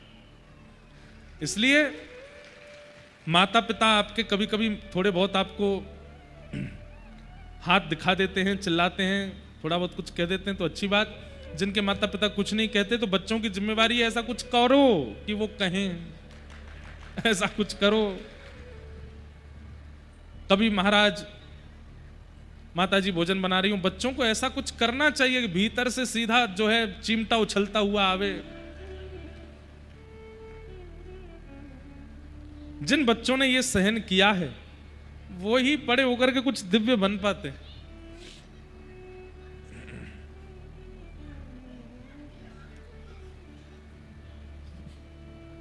हमें हमारी माता जी की पिटाई याद आ जाती है कभी कभी। जैसे लोग बाग कभी कभी नृत्य होता है ना, अभी माता जी देख रही होंगी तो कहेंगी बता मेरी सबरी बात बता दे कथा में। लेकिन जैसे ऐसे हाथ पकड़ करके और ऐसे गोल गोल घूमते हैं ना लोग, हमारी माता जी कैसे जब उनके हाथ में हम पड़ जाते तो एक हाथ से मेरा एक हाथ पकड़ती और मैं ऐसे घूमता, वो मेरे पीछे ऐसे घूमती, और जब पड़ जाता तो एक कमर में पड़ता, फिर और तेज में भागता। तो जैसे वो फुगड़ी खेलते हैं ना ऐसे गोल गोल, ऐसे माता जी एक हाथ से पकड़ के पीछे हाथ लेकर के, कभी झाड़ू होती कभी कुछ होता, पढ़ते। आज हमें लगता है कि हम व्यास उन्हीं की पिटाई से बने हैं। ऐसे ही जो बच्चे सोचते हैं कि हमारा कैरियर अच्छा हो, माता पिता की थोड़ी डांट पिटाई सहन कर लो, लेकिन माता पिता को भी चाहिए कि लिमिट में ही मारना। कहीं पता चली कि चला गया सतपुड़ा के जंगलों में, जटाएं जूट रख ली, बन गया शंकराचार्य महाराज, ऐसा नहीं हो। तो बड़े लोगों का क्रोध वरदान के समान होता है। हमारे ठाकुर जी वराह बनकर के, नृसिंह बनकर के, कूर्म बन के, मत्स्य बनकर के दो बातें सिद्ध करते हैं। एक तो सर्वव्यापकता, वो सब जगह है, और दूसरी बात सहजता, सरलता। उन्हें सहज बनने में, सरल बनने में, छोटा बनने में बिल्कुल लज्जा नहीं होती। व्यक्ति को संकेत कर रहे हैं ठाकुर जी। या फिर एक बात और कह दूं, मन में आ रही है, जो सहज बनता है वही सर्वव्यापी बन पाता है। जो अपनी पदवी पर रह जाता है ना, उससे कभी नीचे नहीं उतर पाता। उसकी चर्चाएं 4 लोग ही करते हैं, लेकिन जो सहज होता है उसकी चर्चा 4000 करते हैं। जो सहज बनेगा वही सर्वव्यापी बन पाएगा। भगवान सर्वव्यापी हैं।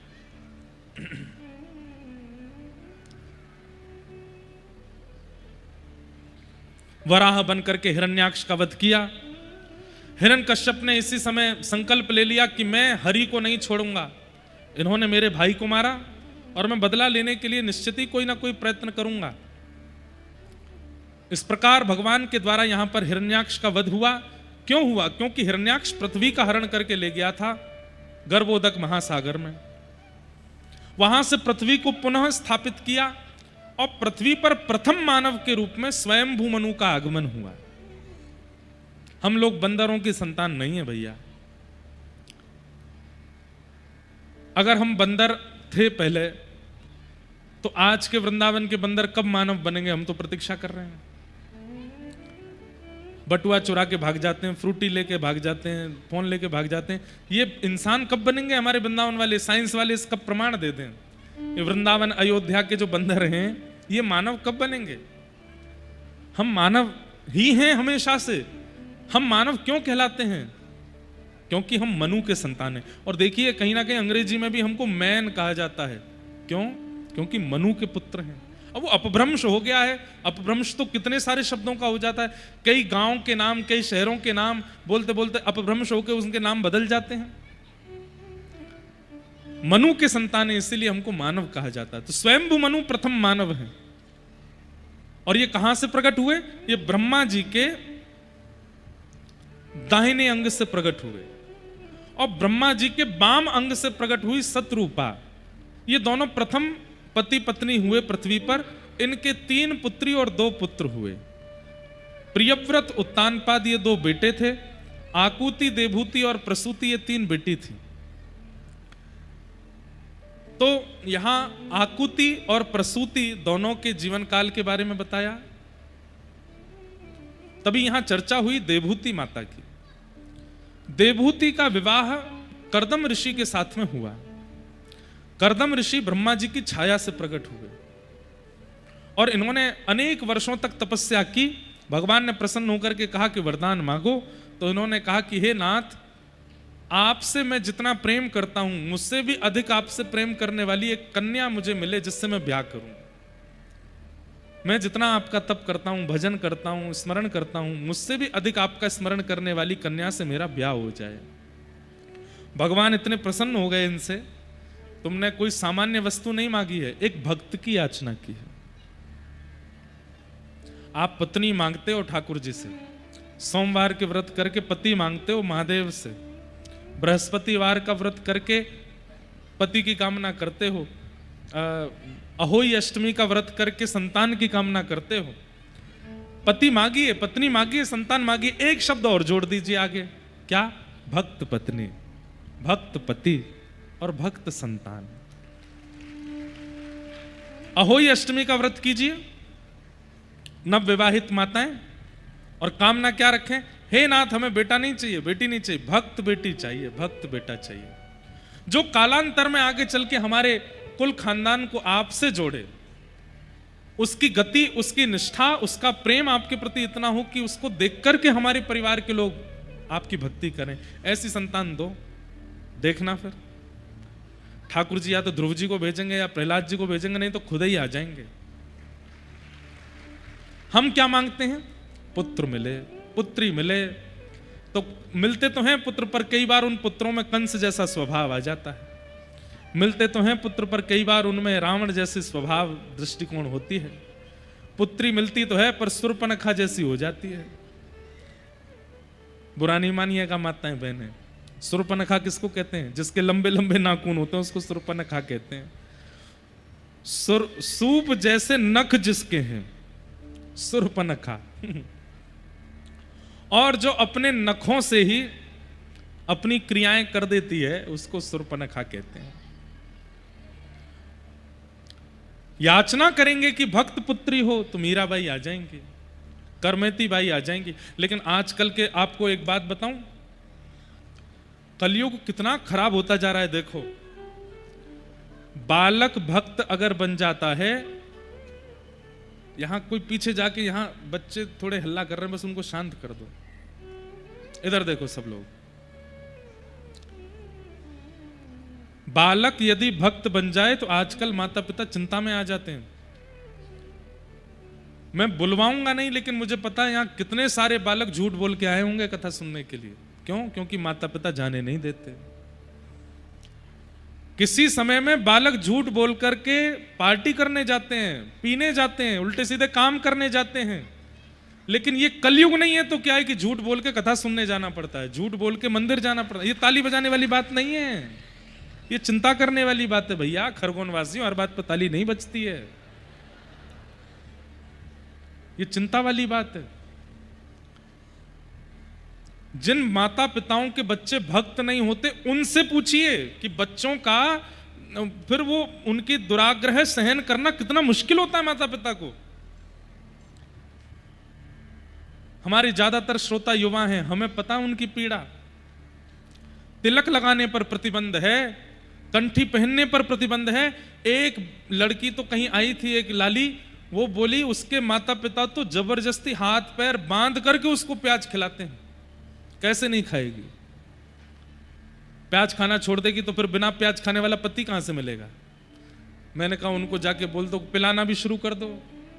पीने वाला तो मिल जाएगा, प्याज खाने वाला मिल जाएगा, मांसाहारी पति मिल जाएगा, लेकिन बिना प्याज खाने वाला पति नहीं मिलेगा, इसलिए बच्चों को खाना पड़ता है। ये दुर्भाग्य नहीं है तो क्या है? अरे चार्टर्ड अकाउंटेंट बच्चा बन जाता है तो उसके माता पिता इच्छा रखते हैं कि हमारी होने वाली बहू वो भी पढ़ी लिखी हो। इतना पढ़ा लिखा कि हमने इसको विद्वान बनाया और हमको ऐसी लाली नहीं चाहिए, हमको लाली चाहिए वो भी पढ़ी लिखी हो। तो फिर जब वैदिक बालक होता है, वैष्णव बालक होता है, तब माता पिता ये इच्छा क्यों नहीं रखे कि हमें भी अपनी पुत्री के लिए, पुत्र के लिए जो दंपति मिले वो वैष्णवी चाहिए? तब क्यों नहीं करते? डॉक्टर बच्चा बन जाता है, अब मैं पूछता हूं भाई इसकी उम्र 35 हो गई, ब्याह क्यों नहीं कर रहे? महाराज जी डॉक्टर बेटी मिले तो ही तो अच्छा लगे ना। तो फिर वैष्णव बालक बन जाता है, उसमें चिंता क्यों होती है? हमारी आपसे हाथ जोड़ के प्रार्थना, कम से कम खरगोन वाले और जो भी लोग इस कथा को लाइव देख रहे हैं, आपके घर में अगर तिलक धारण करने वाला, बिना प्याज लहसुन का प्रसाद पाने वाला, ठाकुर जी का नाम स्मरण करने वाला, कथा सुनने वाला बालक है ना, ठाकुर जी को धन्यवाद कहा करो, क्योंकि ठाकुर जी ने ही अपना अंश भेजा है। आपके पूरे परिवार का कल्याण वो बालक करेगा। और ये बात मैं नहीं कह रहा हूं, नृसिंह भगवान कहते हैं भागवत में, जब प्रहलाद जी महाराज नृसिंह भगवान से कहते हैं कि हे प्रभु मेरे पिता भले ही राक्षस थे लेकिन आप इनको सदगति देना, तो नृसिंह भगवान कहते हैं कि तुम कैसी बात कर रहे हो प्रहलाद, तुम अपने पिता के लिए मुझसे याचना कैसे कर सकते हो कि मैं इनको सदगति दूं? बोले क्योंकि मुझे पता है ये राक्षस थे। बोले नहीं, तुम जैसा भक्त बालक जिस घर में जन्म लेता उसके पिता नहीं, पिता की भी पहले की 21 पीढ़ियां वो जहां होती हैं वहां से मुक्त होकर के भगवत धाम पहुंच जाती हैं। और केवल पिता की 21 पीढ़ियां नहीं, पिता के 21 पीढ़ियां पूर्व की, दादा परदादा परपरदादा परपरपरदादा परपरपरदादा 21 तक चले जाओ, सब मुक्त हो जाते हैं एक भक्त के घर में आने से। और केवल पिता की नहीं, मां की भी 21 पीढ़ियां, मतलब नाना पर नाना पर नाना पर नाना, एक भक्त के घर में आने से। अरे महाराज आपका श्राद्ध करना, तर्पण करना, जो पितृपक्ष में आप लोग अपने पितरों की मुक्ति के लिए कर रहे हो ना, ये तो फिर बस आपकी खाना पूर्ति रह जाएगी। क्यों? क्योंकि घर में भक्त बालक है तो इस बात का प्रमाण है कि आपके सारे पितृ मुक्त हो चुके, क्योंकि एक वैष्णव बालक आपके घर में। पर दुर्भाग्य है, बच्चा अगर रात में लेट पी करके आ रहा है तो माता पिता को लगता है कि अब ऐसे ही हैं, कोई बात नहीं, माहौल भी तो ऐसा ही चल रहा है, एक आध बार पी ले तो क्या बुराई है। खा करके कुछ अनाप शनाप आ रहा है तो भी माता पिता को चिंता नहीं होती। कभी बालक धुआं उड़ाता हुआ दिख जाता है तो भी माता पिता समझा देते, ठीक है बेटा ज्यादा नहीं करना। लेकिन वही बालक यदि कंठी माला पहन के रहता है, वैष्णव पद्धति का पालन करता है, अपनी रसोई, घर वालों को स्वाद नहीं आता बिना प्याज लहसुन के, तो वो अपनी अलग रसोई बनाए, तो ऐसे बालक को इतनी तो उत्पीड़ना दी जाती है, ये बहुत गलत है। आप लोग भी कभी मत कीजिएगा। और आपके संबंध में या आपकी जानकारी में कहीं आपको ऐसी खबर मिले उनके भी हाथ पैर जोड़िएगा भैया, ऐसे बालकों को, वैष्णव जो बन गए उनको इस प्रकार रोको टोको मत, नहीं तो इतना बड़ा अपराध लगेगा कि 21 पीढ़ियों में जो तर भी गए होंगे ना, उनको वैकुंठ से धक्का और दे दिया जाएगा, बोले जाओ, तुम्हारे वंश में एक भक्त बालक का अपमान किया जा रहा है। इसलिए भक्त बालकों के प्रति भक्त वैष्णवता यदि बालकों में आ गई, और भक्त बालकों को भी चाहिए कहीं इस बात को आप लोग आड़ मत बना लेना। माता पिता कुछ भी कहें, देखो देखो महाराज जी हमारे पक्ष ले रहे थे, आपको ऐसा भी नहीं करना है कि जबरदस्ती तिलक लगा के घूमो कि चलो हमारे पाम धो, महाराज जी बोल रहे थे। लेकिन अगर वास्तव में एक वैष्णव बालक घर में है तो यह आपका सौभाग्य है।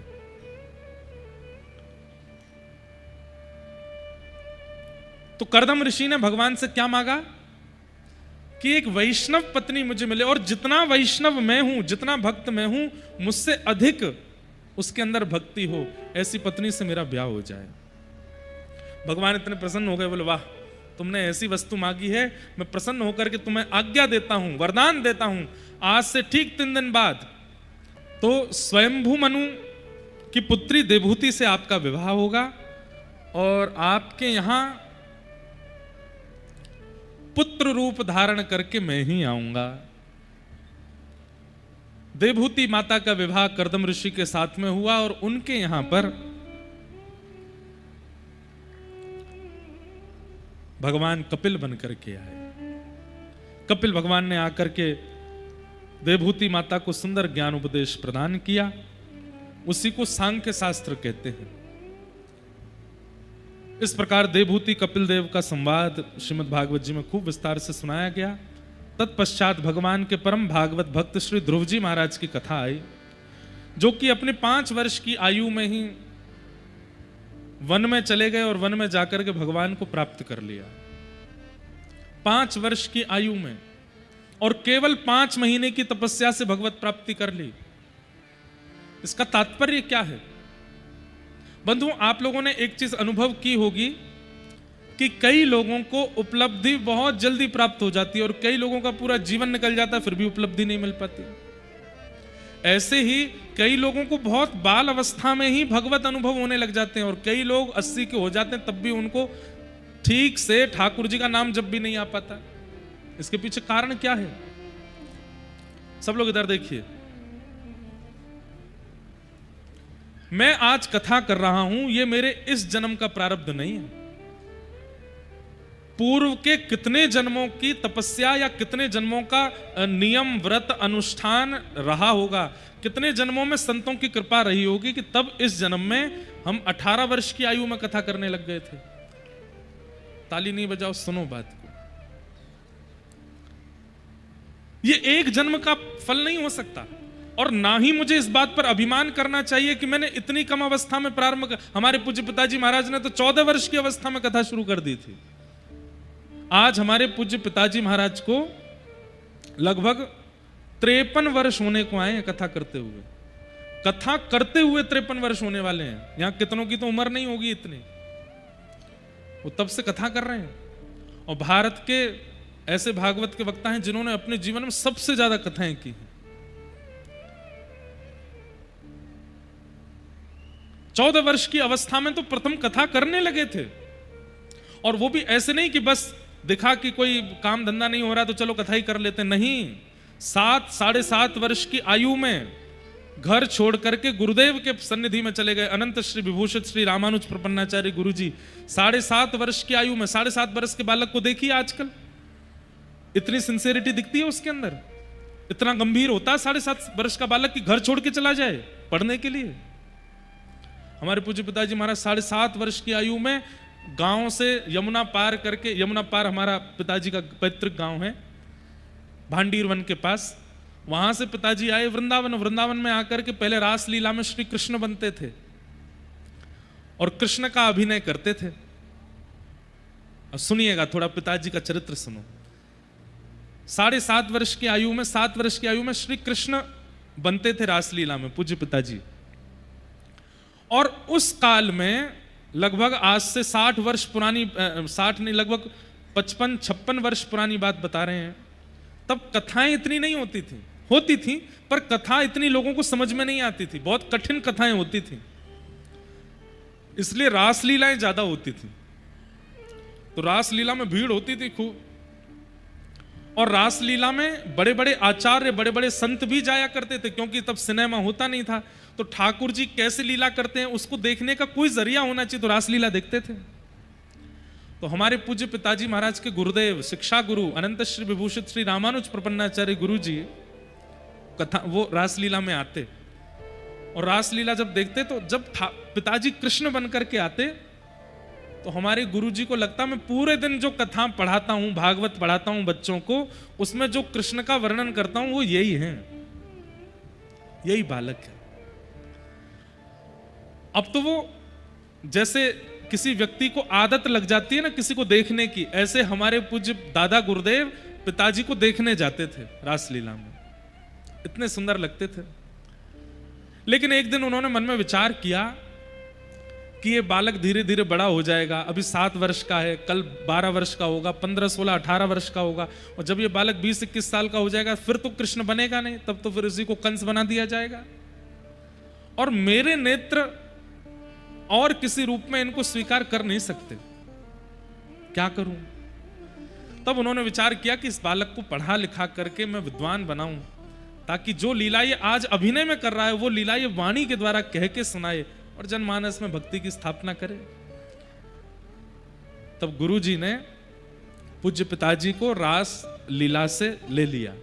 हमारे दादाजी से बात करके रास लीला मंचन करने वाले परम पूजनीय पद्मश्री विभूषित श्री राम स्वरूप शर्मा जी, जिनके रासलीला में पिताजी कृष्ण का अभिनय करते थे, उनसे पिताजी को ले गए, और माताजी पिताजी मतलब हमारी दादी दादा से कहा कि जब तक बालक पढ़ लिख के बिल्कुल विद्वान ना हो जाए आप लोग वृंदावन नहीं आएंगे देखने के लिए कैसे पढ़ाता हूं, कहां रहता, मैं पढ़ाऊंगा, मेरी जिम्मेवारी। और 5 वर्ष अथक मेहनत करके पूज्य पिताजी को पढ़ाया दिन रात। गुरुजी विद्यालयों में पढ़ाने जाते थे तो पिताजी साथ में झोला लेके चलते थे, विद्यालय में पढ़ते थे। फिर वापस गुरुजी के निवास पर आकर के पिताजी रोटी सब्जी बनाते, प्रसादी बनाते, ठाकुर जी का भोग लगाते, फिर गुरुजी को पवाते, फिर गुरुजी पढ़ाते, उसके बाद पिताजी पाते। इतना परिश्रम किया। किस अवस्था में? 7.5 वर्ष की अवस्था में। और 14 वर्ष की अवस्था में अपने जीवन की पहली भागवत की कथा की। आज पिताजी को 53-54 वर्ष हो गए कथा करते हुए। उनकी कथा से युवा अभी भी सुनते हैं, पर पुराने लोगों ने बहुत कथाएं सुनी होंगी पूज्य पिताजी महाराज की, पूज्य गुरुदेव भगवान की बहुत कथाएं सुनी होंगी। मैं ये बात कह रहा हूं कि इतनी कम अवस्था में उन्हें वो प्राप्त कैसे हो गया। यहां लोग जीवन निकाल देते हैं तब भी नहीं प्राप्त हो पाता। वो एक जन्म का नहीं होता है, अनेक जन्म का होता है। संसार में किसी भी प्रकार की उपलब्धि मिले, चाहे वो भौतिक उपलब्धि मिले, भौतिक उपलब्धि मिले या आध्यात्मिक उपलब्धि मिले, अगर बहुत कम समय में और बहुत जल्दी मिल जाती है तो इसका मतलब है कि पूर्व से चली आई है, अनेक जन्म लगे हैं ये प्राप्त करने में। ध्रुव जी महाराज को 5 महीने में ठाकुर जी मिल गए। इसके पीछे प्रमाण ये था कि ध्रुव जी एक नहीं अनेक जन्मों से तपस्या कर रहे थे और भगवत प्राप्ति में केवल 5 महीने की तपस्या शेष रह गई थी। तो वही जब ध्रुव बन करके आए तो 5 महीने की तप करके उन्होंने भगवत प्राप्ति कर ली। इसलिए कई लोग एक संशय करते हैं कि महाराज जी इतना भजन करते हैं, इतना सब कुछ करते हैं, पर ठाकुर जी का अनुभव क्यों नहीं होता? क्योंकि हो सकता है कि आप अभी प्रारंभिक स्थिति में हो। छोड़िए मत, करते रहिए। भगवत प्राप्ति में कई बार एक दिन भी काफी होता है और कई बार एक पूरा युग निकल जाता है प्रतीक्षा करते। मीराबाई को 2 युग बाद ठाकुर जी मिले। मीराबाई कौन है? ये पूर्व जन्म की माधवी नाम की गोपी हैं, जो कि द्वापर में वृंदावन में आई थी भगवान के सखा से विवाह करके। लेकिन उस समय ठाकुर जी ने इनको प्राप्त नहीं किया। ठाकुर जी ने इनको कहा कि तुमको 1 युग तक प्रतीक्षा करनी पड़ेगी, तब मैं मिलूंगा। और 1 युग बाद भाई 1 साल की प्रतीक्षा समझ में आती है, 2 साल की प्रतीक्षा समझ में आती है, 10 साल की प्रतीक्षा भी समझ में आती है। 1 युग की प्रतीक्षा कौन करवाता है? 1 युग मतलब समझ रहे हैं 4,32,000 वर्ष। इतनी प्रतीक्षा की मीराबाई ने। माधवी ने, तब वही कलयुग में मीरा बन करके आई और फिर उनको ठाकुर जी मिले। ऐसे ही नहीं मिल जाते ठाकुर जी, प्रतीक्षा करनी पड़ती है, इन्वेस्टमेंट करना पड़ता है, समय, बुद्धि, मन सब कुछ देना पड़ता है, तब ठाकुर जी प्राप्त होते हैं। ध्रुव जी को 5 महीने में मिल गए। जैसे ध्रुव जी को 5 महीने में मिले तो हजार हजार वर्षों से तपस्या कर रहे संत महात्मा सब कमंडल लेकर के तपस्या छोड़ छोड़ के जाने लगे। नारद जी ने पूछा आप लोग कहां जा रहे हैं? तो सब बोले भगवान स्वार्थी हैं, ध्रुव को 5 महीने में मिल गए क्योंकि राजा का बेटा है, और हम यहां 1000 साल से लगे, हमको अभी तक नहीं मिले। तब नारद जी महाराज ने ध्रुव जी का संपूर्ण बताया, कितने वर्षों से और कितने जन्मों से ध्रुव जी तपस्या कर रहे थे, केवल 5 महीने की तपस्या बची थी, वो अब जाके पूरी हुई और तब भगवान मिले। इसलिए भगवत प्राप्ति में, अच्छा एक बात और, आप कहेंगे कि महाराज जी एक निश्चित समय बताइए, कितने जन्म लगते हैं ठाकुर जी को प्राप्त करने में? 2 भक्त हिमालय पर जाके भजन कर रहे थे। नारद जी ने जाके ठाकुर जी से कहा कि ठाकुर जी 2 भक्त आपका भजन कर रहे हैं, दोनों को आप कब दर्शन दोगे? तो भगवान ने कहा पहले भक्त से तो कह देना उसके पीछे जो वृक्ष है उसमें जितने पत्ते हैं उतने वर्षों में दर्शन दूंगा, और दूसरे भक्त से कहना उसके पीछे जो वृक्ष है उसमें जितने पत्ते हैं उतने दिन में दर्शन दूंगा। नारद जी बोले इतना भेदभाव?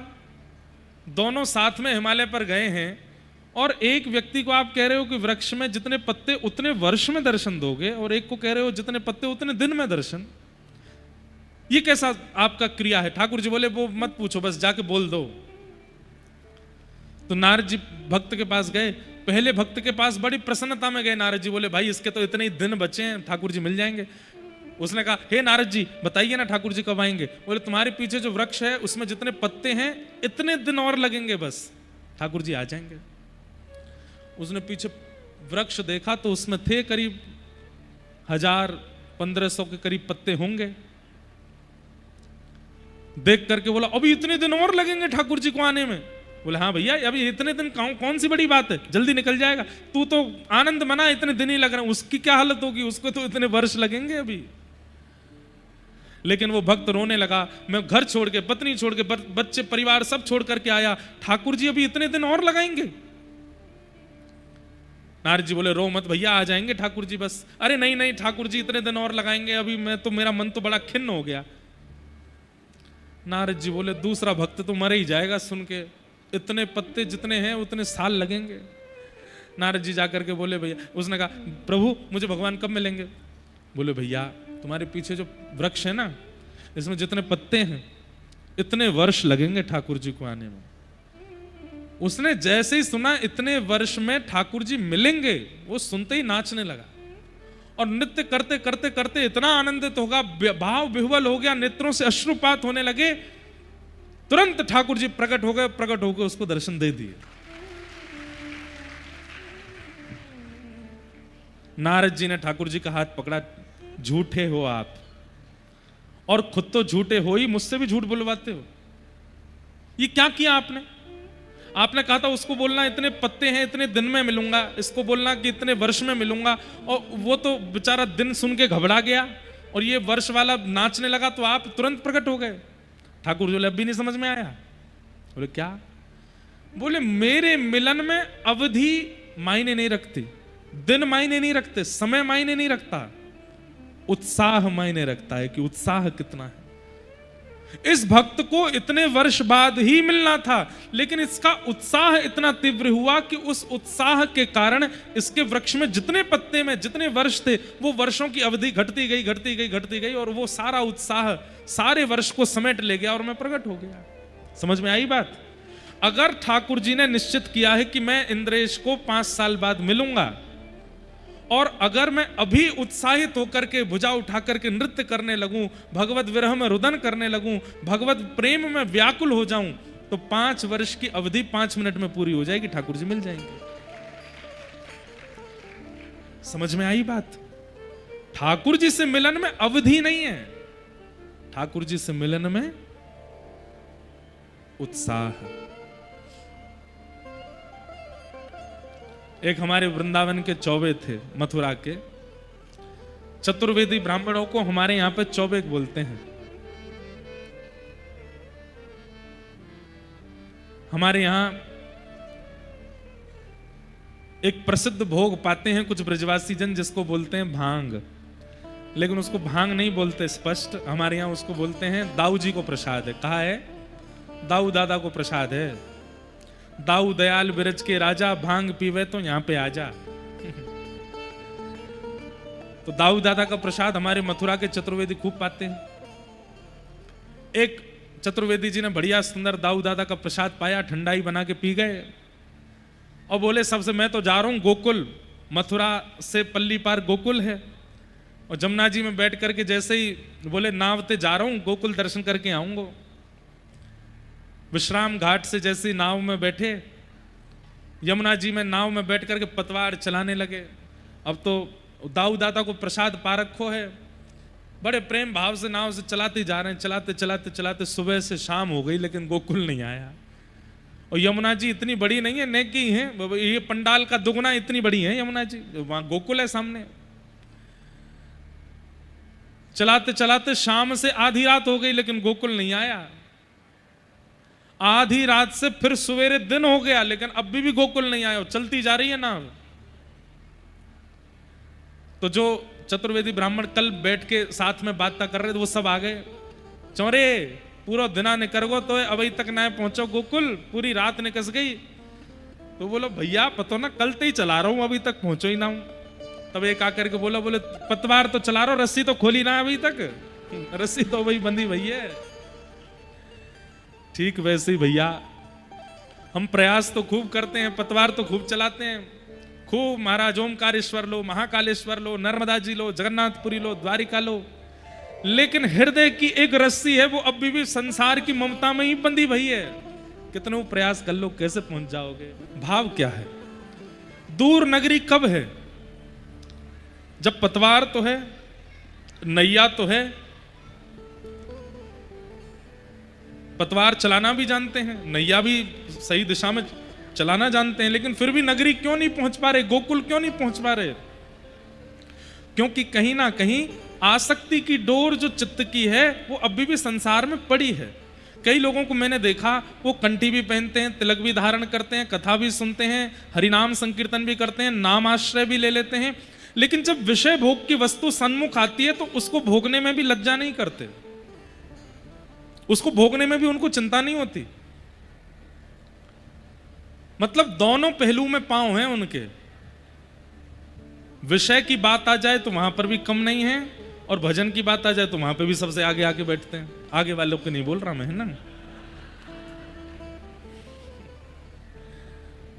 समझ रहे हैं ना बात को? कई लोगों को आप देखेंगे, इनको पता क्या बोलते हैं? बगुला भगत। क्या बोलते हैं? बगुला को देखा है? वो पानी में खड़ा हो जाता है, एक पैर से एक पैर ऊपर कर लेता है, तो सारी मछलियों को लगता है कोई तपस्वी है, तो उसके पांव छूने जाती हैं, सारी मछलियां आसपास आ जाती हैं। जैसे ही वो बगुला देखता है, ऐसे बैठा रहता है आंख बंद करके एक पैर पे, तो नीचे देखता है खूब सारी मछलियां आ गई, तुरंत एक मछली को वहां से ले लेता है, फिर से तपस्वी बन के खड़ा हो जाता है। तब मछलियां भाग जाती हैं, बोले अरे ये तो तपस्वी दिखा रहा था अपने आप को, पर है तो ये। उसको बोलते हैं बगुला भगत। ऐसे बगुला भगतों की बहुत संख्या हो गई है। वो क्या करते हैं? भजन भी करते हैं, कथा भी सुनते हैं, नाम जप भी करते हैं, नामाश्रय भी लेते हैं, एकादशी व्रत भी करते हैं सब, पर जब भोग वस्तु सामने आती है तो उसको भी भोग लेते हैं। उसमें उनको कोई चिंता नहीं होती, कोई परवाह नहीं होती।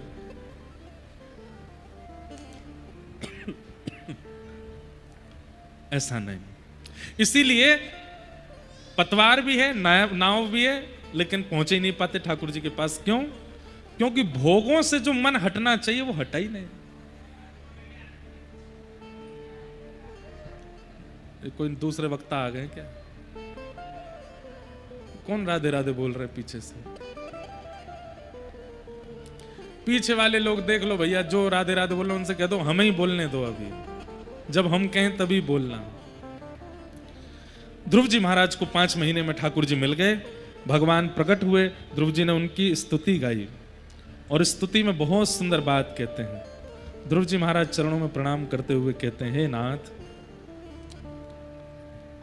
मैवं विभोर्हति भवान् गदितुं निशंसम् सन्त्यज्य सर्वविषयांस्तव पादमूलम् भक्ता भजस्त दुर्वग्रहमात्यजास्मान् देवो यथा पुरुषो भजते मुमुक्षु।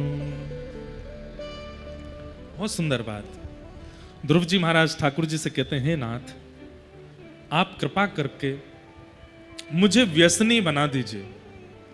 भगवान बोले, व्यसन मुक्त होने की कामनाएं तो बहुत सुनी, व्यसनी बना दो ये कामना पहली बार सुन रहे हैं। ध्रुव जी महाराज कहते हैं, नाथ मुझे व्यसनी किसी भोग वस्तु का नहीं, आपकी कथा का बनना है। जैसे व्यसनी व्यक्ति बिना व्यसन किए रह नहीं पाता है, ऐसे मैं आपके भजन के बिना, कथा के बिना रह ना पाऊं, मेरे प्राण निकल जाएं उसके बिना, ऐसा मुझे कर दीजिए। आपके बगैर ना रहा जाए। बंधु आपकी बात तो नहीं पता, पर हम अपनी एक बात बहुत स्पष्ट बता दें आपको।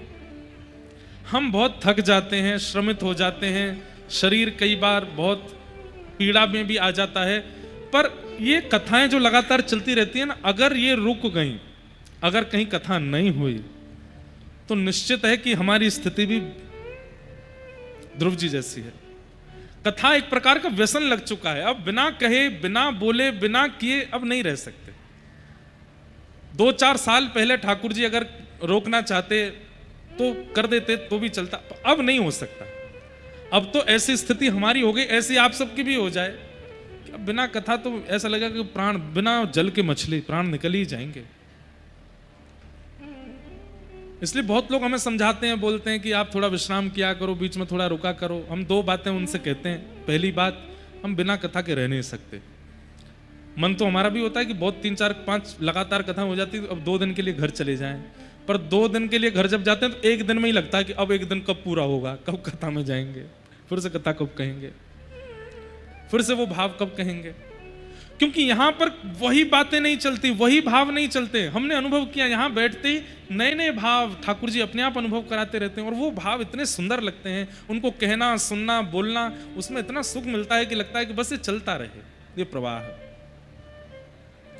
ऐसा व्यसन ध्रुव जी महाराज ठाकुर जी से मांग रहे हैं। व्यसनम भवाब्धिम निश्चय भवद गुण कथामृतपानमत्त। हे नाथ, आपकी कथा को मैं मदमस्त होकर के सुना करूं, ऐसी कृपा मुझ पर कर दो। मैं बिना कथा के रह ना पाऊं, मैं व्यसनी हो जाऊं आपकी कथा का। ठाकुर जी ने ध्रुव जी पर कृपा की और हरि कृपा करके वहां से प्रस्थान किए। कुछ वर्षों तक ध्रुव जी ने, और कुछ वर्ष नहीं, ध्रुव जी महाराज ने 36,000 वर्ष तक राज्य किया पृथ्वी पर। भगवत दर्शन के बाद भी 36,000 वर्ष रहे पृथ्वी पर। ऐसा कहते हैं कि ध्रुव जी महाराज ने ठाकुर जी के चरण पकड़ लिए थे जब भगवान जा रहे थे, तो ध्रुव जी ने कहा, अब आपके दर्शन के बाद दोबारा संसार में कैसे रहूंगा ध्रुव जी में। तो भगवान ने एक बहुत सुंदर बात कही, ध्रुव मेरे दर्शन के बाद भी संसार में रहना पड़ेगा, क्योंकि संसार से मुक्ति तो सत्संग ही कराएगा, वो तो मैं भी नहीं करा सकता। समझ में आ रही है बात।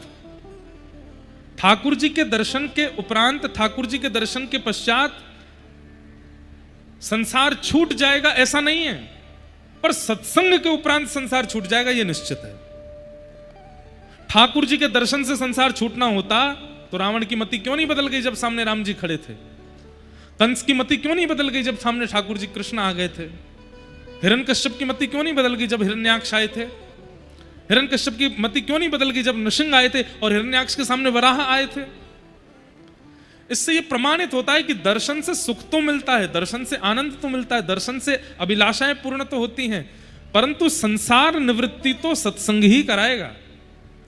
भगवान ने ध्रुव जी से कहा, ध्रुव दर्शन हो गए, अब संसार से निवृत्ति तो सत्संग कराएगा, जाओ संसार में रहो। 36,000 वर्ष तक ध्रुव जी ने पृथ्वी पर राज्य किया और फिर सत्संग के माध्यम से निवृत्त होकर के भगवत धाम गए। इसलिए भैया ठाकुर जी मिल भी जाएं तो भी निवृत्ति तो ये कथा ही कराएगी, कथा मत छोड़िएगा। ध्रुव जी महाराज को भगवान के दर्शन हुए। बोलो भक्तवत्सल भगवान की। आगे ध्रुव जी के वंश में राजा अंग हुए, इनके बेटा बैन हुए, बैन को ऋषियों ने मार डाला था, तो इनके शरीर के घर्षण से भगवान पृथु हुए। पृथु महाराज ने प्रकट होकर के भगवान से 10,000 कानों की याचना की। इस प्रकार के कुछ प्रसंग यहां सुनाए गए। भूगोल खगोल का वर्णन किया गया, 28 प्रकार के नरकों का वर्णन किया गया। बंधुओं, नरक बुरा स्थान नहीं है, पर नरक जाना बुरी बात है। स्थान बुरा नहीं है, अच्छा स्थान है, पर नरक जाना दुर्भाग्य।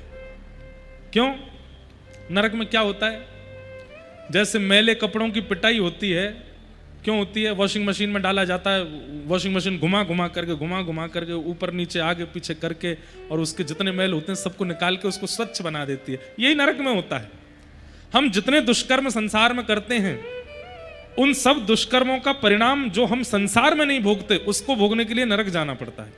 वैसे तो संसार ऐसा है, एक बात और बोलते हैं आपको, जो व्यक्ति गलत करता है, सबको पता होता है कि मैंने गलती की है, लेकिन गलती का यदि उसके जीवन में दंड नहीं आया है तो उसको घबराना चाहिए, क्योंकि यहां नहीं आया है तो नरक में आएगा। और जो व्यक्ति यहीं भोग लेता है ना, वो एक प्रकार से प्रसन्न हो सकता है, चलो यहीं हो गया, अब नरक तो नहीं जाना पड़ेगा। इसलिए जो गलतियां करके, अपराध करके बड़े आनंद से एसी में बैठे हैं, तान दुपट्टा चकाचक कोल्ड ड्रिंक पी रहे हैं, बोले हम हमारा कोई क्या बिगाड़ पाया। बोले भैया, यमराज ने सोचा संसार के डंडे से नहीं बेटा, यम डंडे से होगी तुम्हारी पिटाई। तो संसार में अगर तुम्हारे कर्म फल नहीं आए हैं तो नरक में आएंगे। अमूमन ऐसा होता है कि भगवत कृपा जिस पर होती है ना, उसको अपने किए हुए गलत परिणाम यहीं भोग लेने होते हैं, और ये अच्छा है कि यहीं भोग लो। भैया, गलती पर माताजी मार लें ये अच्छा है, कहीं पिताजी के हाथ में बात आ गई तो बहुत पिटाई होगी। ऐसे ही गलती होने पर अपने मार लें ये अच्छा है, क्योंकि समाज ने अगर मारा तो बहुत ज्यादा मारेंगे। ऐसी गलती होने पर यहीं कलयुग में ही सब कुछ निपट जाए ये अच्छा है। यहां अगर आपकी गलती का परिणाम नहीं आया अभी तक, तुम भजन इसलिए करो कि हे नाथ, मैंने 10 साल पहले एक अपराध किया था, अभी तक उसका मुझे दंड मिला नहीं है, मुझे नरक में नहीं भोगना, यहीं भोगवा दीजिए, नरक नहीं जाना। क्योंकि नरक का तो फिर हाईटेक है काम, बहुत ज्यादा सहन नहीं कर पाएंगे हम लोग। जाते सीधे, ये सब कोई मनगढ़ंत बात नहीं है कि कढ़ाई में तला जाता, सब होता है। 28 प्रकार के नरक हैं। कितने प्रकार के? 28। कौन नरक जाता है? सुनो, या ऐसा कह दें कि नरक से कौन बचता है। दोनों बातें हैं, दोनों बातें सुनिएगा। पहले सुनो कि नरक जाने वाले के लक्षण क्या हैं, और दूसरा सुनना नरक से बचने वालों के लक्षण क्या है। अत्यंत कोप कटुका च वाणी, दरिद्रतां च स्वजनेषु वैरम, नीच प्रसंग कुलहीन सेवा, चिन्हानि देहे नरकम गतानाम। इधर देखो सब लोग, ये 6 चिन्ह हम आपको बता रहे हैं। ये 6 चिन्ह भी उन लोगों के हैं जो भजन भी कर लेते हैं और पाप भी करते हैं। इनके अलावा भी चिन्ह होते हैं, लेकिन इन 6 को ही सुन लीजिए। पहला, अत्यंत कोप, भयंकर गुस्सा, अनकंट्रोल्ड क्रोध जो करता है, जिसके सामने पूरा परिवार, खानदान, पत्नी, बच्चे सब डरते हैं कि उनको ये बात पता नहीं चल जाए, क्यों नहीं तो फिर कुछ तोड़ फोड़ मचाएंगे। भयंकर गुस्सा आता है, छोटी छोटी बातों पर गाली गलौज करने लगते हैं, मार पिटाई तक उतर आते हैं, छोटी छोटी बातों पर लाल पड़ जाते हैं, और महाराज बिल उस समय बस पूछो मत क्या हो जाता है। ऐसे व्यक्ति को विदाउट वीजा एंट्री मिलेगी नरक में, इमिग्रेशन भी नहीं होगा, चेकिंग भी नहीं होगी उसकी। और वो व्यक्ति अगर यहां बैठे हैं और या उनके संपर्क वाले व्यक्ति यहां बैठे हैं, तो ये बात उनको बता दीजिएगा। भयंकर क्रोध करने वाला व्यक्ति, छोटी छोटी बातों पर आग बबूला हो जाने वाला व्यक्ति नरक जाएगा जाएगा जाएगा, उसको कोई नहीं रोक सकता। क्यों? क्योंकि उसको तो क्रोध आता है, लेकिन वो कितनों के हृदय को विचलित कर देता है, कितनों के हृदय को ठेस पहुंचाता है। उन सब का अपराध उसको लगेगा, उसको नरक जाना पड़ेगा। अत्यंत कोप, भयंकर गुस्सा, क्रोध करने वाला व्यक्ति नरक नहीं जाएगा। भयंकर क्रोध करने वाला जाएगा। इसलिए कहीं बच्चे कल ही मां से कहने लगे, देखो मार रही हो आप, कल महाराज जी ने कहा था क्रोध करने वाले नरक जाते हैं। कहीं कहीं क्रोध आवश्यक है, जैसे मां का पुत्र पर, पिता का संतान पर, घर के मुखिया का घर के जनों पर, उनको संभालने समझाने के लिए बोला जाए, थोड़ी बात संकेत में कह दी जाए, इतना क्रोध चलता है। पर क्रोध में कुछ भी कर देते हैं, सिरफिरे हो जाते हैं, ऐसे लोग नरक जाएंगे ही जाएंगे। अत्यंत कोप। दूसरा, कटुकाच वाणी। किसी से भी बोलते हैं तो बिना व्यंग के नहीं बोलते, ऐसा ही बोलेंगे कि सामने वाले को थोड़ा खराब लग ही जाए। कई लोग ऐसे होते हैं, हम जो होते हैं मुंह पे बोल देते हैं, हम नहीं मन में नहीं रखते बातों को। ऐसे लोग नरक जाते हैं, जो होता है मुंह पे बोल देते हैं। हमारे शास्त्र आज्ञा करते हैं सत्यम ब्रूयात, सत्य बोलो, लेकिन कैसा सत्य बोलो? बोले प्रियम ब्रूयात, प्रिय सत्य बोलो। जो सामने वाले को कष्ट दे ऐसा प्रिय, ऐसा नहीं बोलना चाहिए।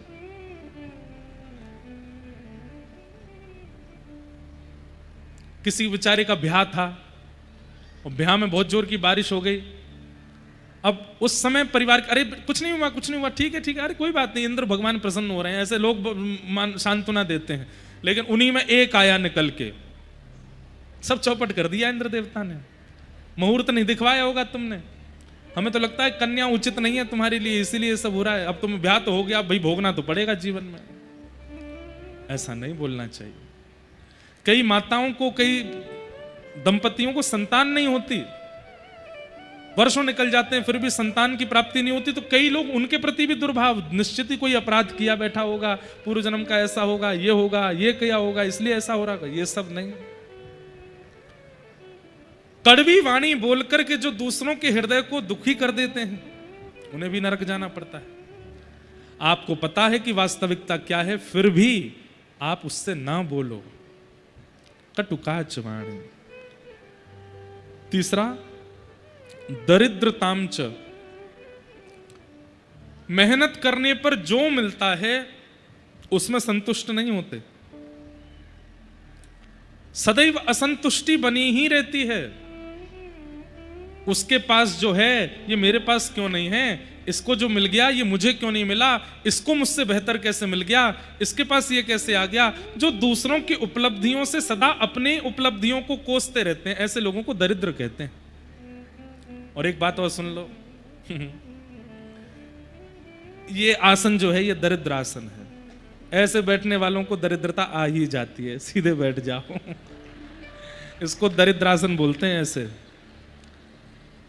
जो लोग ऐसे बहुत बैठते हैं उनके अंदर असंतुष्टता होती ही है, वो असंतोषी रहते हैं जीवन भर। इसलिए इस आसन में नहीं बैठना चाहिए। हाथ पांव दर्द कर रहे तो इधर उधर हो लो, लेकिन इस आसन में मत बैठो। एक दो बैठे थे तो मैंने संकेत कर दिया है। ये दरिद्र आसन है। दरिद्रताम च, ऐसा नहीं है कि आप दरिद्र ही हो जाओगे, पर हां धीरे धीरे होने प्रारंभ हो जाओगे, धीरे धीरे लक्षण आने लगेंगे असंतुष्टि के। दरिद्रताम च, दरिद्र व्यक्ति नरक का गामी होता है। जो असंतुष्टि रहता है, पत्नी कितना भी अच्छा भोजन बना ले, लेकिन उसमें भी तुमने नमक ठीक से नहीं डाला, नींबू नहीं पड़ा इसमें, ये नहीं हुआ, वो नहीं हुआ, ये नहीं, वो कितना भी अच्छा श्रृंगार कर ले फिर भी उसमें कोई ना कोई कमी ही निकाल। मतलब ये वो लोग हैं जो कभी संतुष्ट किसी चीज से होते नहीं। इनका काम एक ही है, कथा बहुत बढ़िया हुई, इतने लोग आए, हजारों लोग आए, महाराज जी ने बहुत बढ़िया कथा सुनी, फिर भी उनको कुछ ना कुछ निकालना है उसमें। कथा तो बढ़िया हुई, महाराज जी के ऊपर केला के पत्ता नहीं टांगे आपने। कथा तो बहुत बढ़िया हुई, प्रसाद में थोड़ा टेस्ट नहीं था। कथा तो बहुत बढ़िया हुई, महाराज जी चुटकुल्ला नहीं बोलते कथा के बीच में। कथा तो बहुत बढ़िया हुई, ये नहीं था। ऐसे लोग जो असंतुष्ट ही रहते हैं, दरिद्र, इनको नरक जाना पड़ता है। क्यों? इनके लिए कुछ भी कर लीजिए, ये कभी प्रसन्न ही नहीं होते। तो कौन कौन से चिन्ह हैं नरक जाने वालों के? अत्यंत कोप, कटुकाच वाणी, दरिद्रताम च, और चौथा आया स्वजनेषु वैरम। जो अपनों से बैर मानते हैं और परायों को ज्यादा अपना सगा मानते हैं। बाहर वालों को ज्यादा अपना हितैषी समझते हैं और अपनों को अपना शत्रु समझते हैं। ऐसे लोगों को भी नरक जाना पड़ता है। और अपनों में भी विशेष रूप से मां और पिता को अपना शत्रु मानते हैं, और जो 4 दिन का मित्र बना हुआ है उसके लिए सबको छोड़ने को तैयार हो जाते हैं। स्वजनेषु वैरम। नीच प्रसंग, अगला लक्षण क्या है? जो नीच लोगों का संग करते हैं, मांस खुद नहीं खाते, मदिरा स्वयं नहीं पीते, पर स्त्री गमन स्वयं नहीं करते, पर पुरुष गमन स्वयं नहीं करते, लेकिन जो मांस भी खाता है, जो मदिरा भी पीता है, जो स्त्री गमन भी करता है, जो पुरुष गमन भी करती है, गलत गलत सारे काम करने वालों का संग करते हैं। मतलब हम नहीं करते, हमारा मित्र कभी कभी पी लेता है, हमारा मित्र खा लेता है, हमारा मित्र गलत काम कर लेता है, मैं नहीं करता, मैं परम शुद्ध हूं। वो तो जाएगा, आपको भी लेके जाएगा, आपको जाना पड़ेगा। आप नरक जाकर के यमराज जी से पूछोगे मैंने क्या किया, तो मुझे क्यों बुलाया? ठाकुर जी कहेंगे ये तेरा मित्र है ना, ये तेरा मित्र है ना। बोले हाँ है, तो मेरा ही मित्र। ये पीता पीता, तो ये खाता पीता था, मैं तो नहीं था ना, मुझे क्यों लिया है? बोले क्योंकि तू खाने पीने वाले का संग करता था इसलिए आया है। तूने इसे सुधारा क्यों नहीं? नीच प्रसंग, नीच लोगों का संग करने वालों को नरक जाना पड़ता है। कुलहीन सेवा, माता पिता को गलत व्यवहार करने वाले बालक की जो सेवा करता है, जो मदद करता है, सुन रहे हैं बात को? माता पिता के साथ गलत व्यवहार करने बालक की जो व्यक्ति सेवा करता है और मदद करता है, उसको भी नरक जाना पड़ता है। ये तो थोड़े बहुत सुधरे हुए चिन्ह हैं, इनके अलावा पाप की गणना तो है ही नहीं। कितने पाप हैं। कई बार कथा सुनने वालों में भी ये 6 लक्षण आ जाते हैं, इसलिए इन 6 लक्षणों को ही बताया गया है। कथा सुनने वाले में भी क्रोध होता है, कथा सुनने वाले में भी असंतुष्टि होती है, कथा सुनने वाले भी कई बार वाणी के उचित नहीं होते, कथा सुनने वाले कई बार नीच लोगों का संग भी करते हैं, कथा सुनने वाले कई बार कुलहीन लोगों की सहायता भी करते हैं। इसलिए ये 6 बातें ही क्यों बताई गई हैं? क्योंकि कथा सुनने वाले में भी कई बार ये 6 लक्षण होते हैं। इनके अलावा भी नरक जाने वालों के लक्षण हैं जो कथा में आते ही नहीं है, उनके तो बहुत ही लक्षण हैं। कृपया कर इन 6 से बचो। तो ये 6 लक्षण हैं, लेकिन नरक ना जाने वाले की स्थिति क्या है?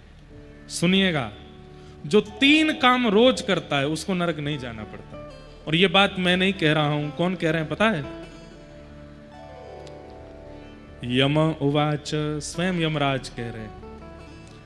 जब यमराज से यमदूतों ने ही पूछा कि किसको पकड़ के नरक में नहीं लाना है, कृपा कर हमें बताओ। यहां पे अजामिल उपाख्यान आया, अजामिल नाम के भक्त की कथा आती है, कथा सबने सुनी है इसलिए हम केवल कह के आगे बढ़ रहे हैं।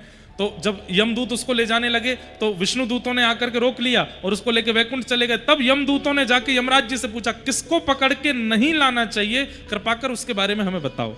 तब यमराज जी कहते हैं जो 3 काम रोज करता है उसको पकड़ के यमलोक नहीं लाना। कि जिह्वा न वक्ति भगवद गुण नाम धेयम, चेतश्चन स्मरति तच्चरणारविंदम, कृष्णाय नो नमति यत्सिर एकदापि, तानान्यध्वस्यमसतो कृत विष्णुकृत्याम्। 3 काम क्या? जिसकी जीव भगवान का 3 बार स्मरण करती हो, सुबह उठते ही, दोपहर के मध्याह्न में और रात्रि में सोने से पहले। जिसकी जीव भगवान का नाम गाती हो, सुबह उठते ही कहता हरिशरणम हरिशरणम हरिशरणम, श्री राधा रमण, श्री राधा वल्लभ, श्री कुंज बिहारी, श्री बांके बिहारी आदि आदि भगवान के सुंदर सुंदर, श्री कृष्ण गोविंद हरे मुरारे, हे नाथ नारायण वासुदेव, इतने सारे नामों को सुबह उठते ही बोलता है।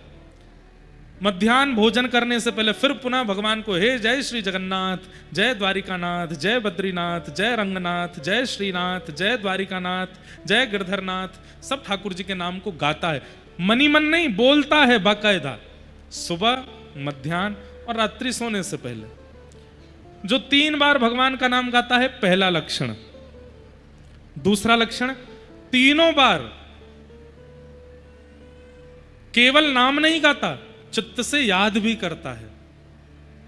वृंदावन के श्री कृष्ण कैसे हैं, द्वारिका के श्री कृष्ण कैसे हैं, जगन्नाथ श्री कृष्ण कैसे हैं, द्वारिका रंगनाथ श्री कृष्ण कैसे हैं, ये अपने चित्त से स्मरण भी करता है।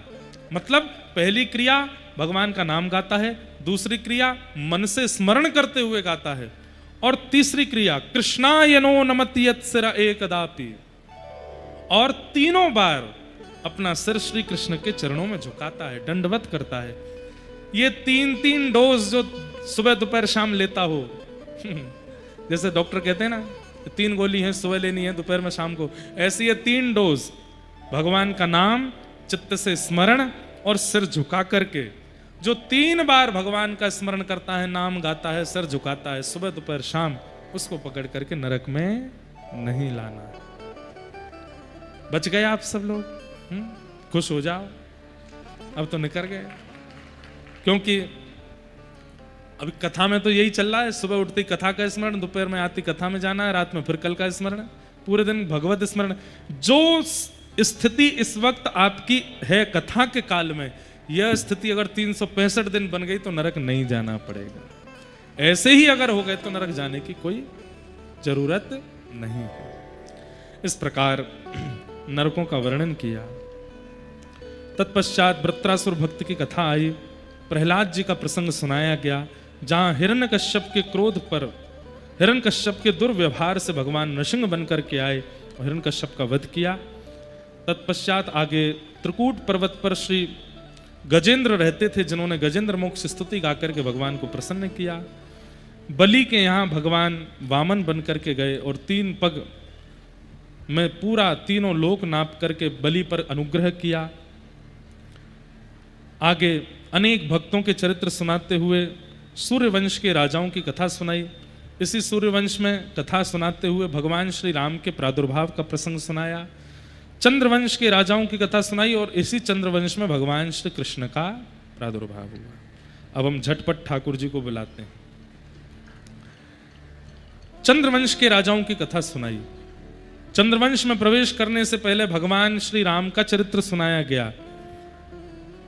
गुरुवर थे तक्त राज्यो व्यचरदनुवनम पद्म पद्भ्याम प्रियायाः पाणिस्पर्शा क्षमाभ्याम रजत पतरुजो यो हरिन्द्रानुजाभ्याम वैरूप्या शूर्पणख्या प्रिय विरहरुषरोपित भ्रू विजंभ तस्ताब्धिर्वद्ध सेतु खलदवदहन कौशलेन्द्रोवतान्न।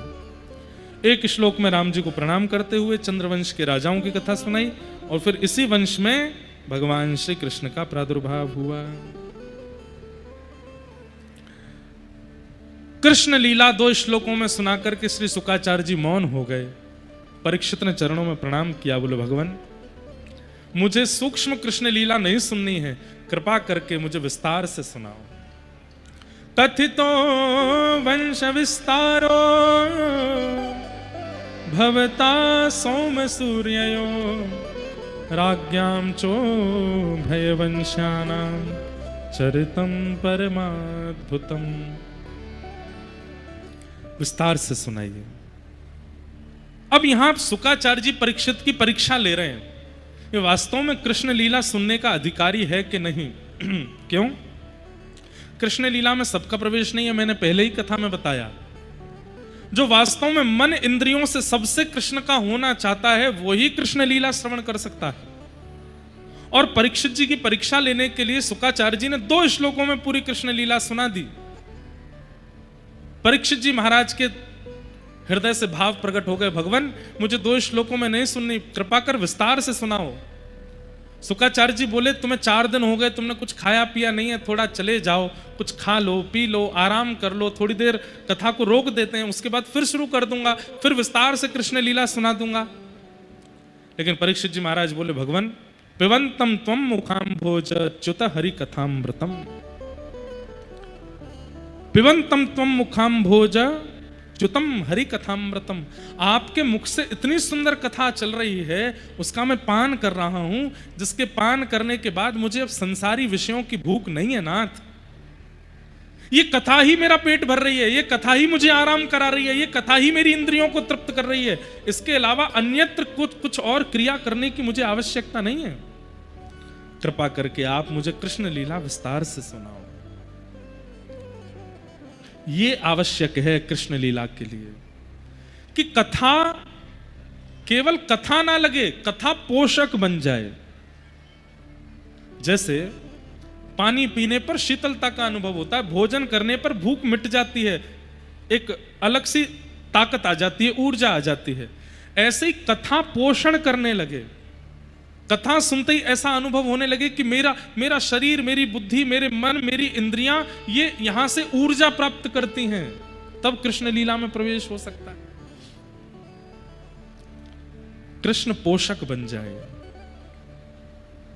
और अब परीक्षित उस स्थिति में हैं, उनकी चित्तवृत्ति अब कथा से पोषित हो रही है। तब शुक्राचार्य जी कहते हैं अब तुम योग्य बन गए हो, अब मैं तुम्हें कृष्ण लीला सुनाता हूं। वसुदेव गृहे साक्षात भगवान पुरुष परः जनिष्यते तत्प्रियार्थम सभवन्तु सुरस्त्रिय। भगवान ने आकाशवाणी करके सब देवताओं को बता दिया था कि हम वसुदेव के यहां जन्म लेने वाले हैं, व्रजमंडल में वसुदेव जी के यहां मैं प्रकट होऊंगा। ये सुनते ही सब देवी देवताओं ने मन बना लिया कि हम भी जाएंगे और जाकर के विविध विविध रूप धारण करके ठाकुर जी की लीला में सहयोग करेंगे। देवादिदेव महादेव नंदीश्वर पर्वत के रूप में ब्रजमंडल में विराजमान हुए, ब्रह्मा जी ब्रह्माचल पर्वत के रूप में ब्रजमंडल में विराजमान हुए, साक्षात नारायण श्री गोवर्धन पर्वत के रूप में ब्रजमंडल में विराजमान हुए। नंदीश्वर पर्वत कौन सा है? नंदगांव का। ब्रह्माचल पर्वत कौन सा है? बरसाना। और गोवर्धन पर्वत तो आप सबने दर्शन किए ही हैं। ये त्रिदेव हैं, ब्रह्मा विष्णु महेश। और केवल ये त्रिदेव नहीं आए, 33 कोटि देवता अलग अलग रूप धारण करके ब्रज में आए हैं। क्यों? ठाकुर जी आने वाले। यहां उग्रसेन मथुरा के राजा हैं और उनका एक पुत्र है जिसका नाम है कंस। उग्रसेन की जो पत्नी थी वो गर्भावस्था के समय कह लीजिए या फिर बस विचरण कर रही थी, तब द्रुमिल नाम के एक राक्षस की उन पर छाया पड़ गई, जिसके कारण कंस जैसा राक्षस पुत्र हुआ।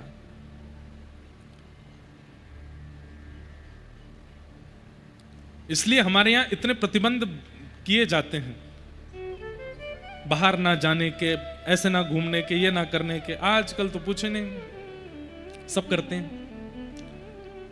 गर्भ में संतान है उस काल में भी सब खाते पीते सब करते हैं, मानते हैं, फिर बालक वैसे हो ही रहे हैं।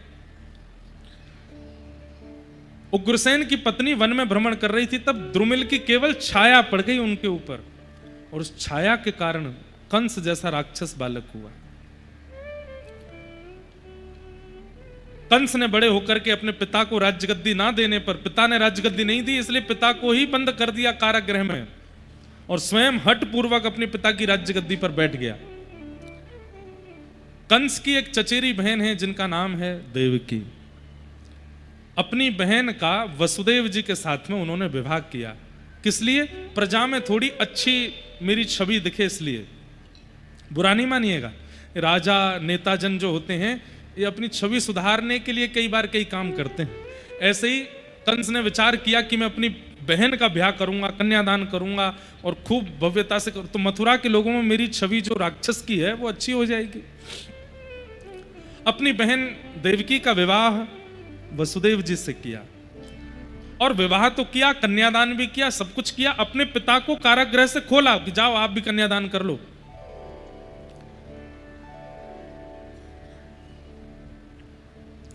कन्यादान के बाद जैसे ही विदा होने लगी तो कंस ने एक और पब्लिसिटी स्टंट किया। क्या? उसको लगा कि ये रथ चालक कोई और होगा तो मैं ही बन जाऊंगा तो और मेरी छवि सुधर जाएगी। तो स्वयं रथ चालक बन करके रोते हुए अपनी बहन को विदा कर रहा था।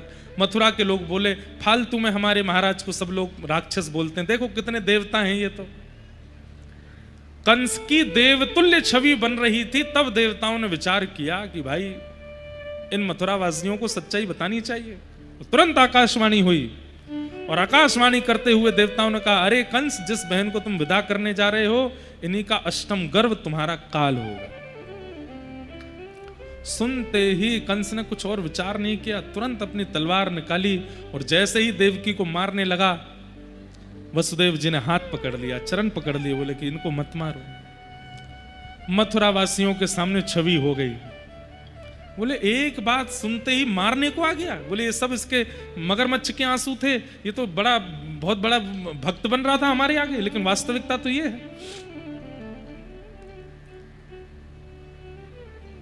कई बार विपरीत परिस्थिति बंधुओं ठाकुर जी इसलिए प्रकट करते हैं ताकि आपकी सच्चाई आप खुद जानो, आप कौन हो।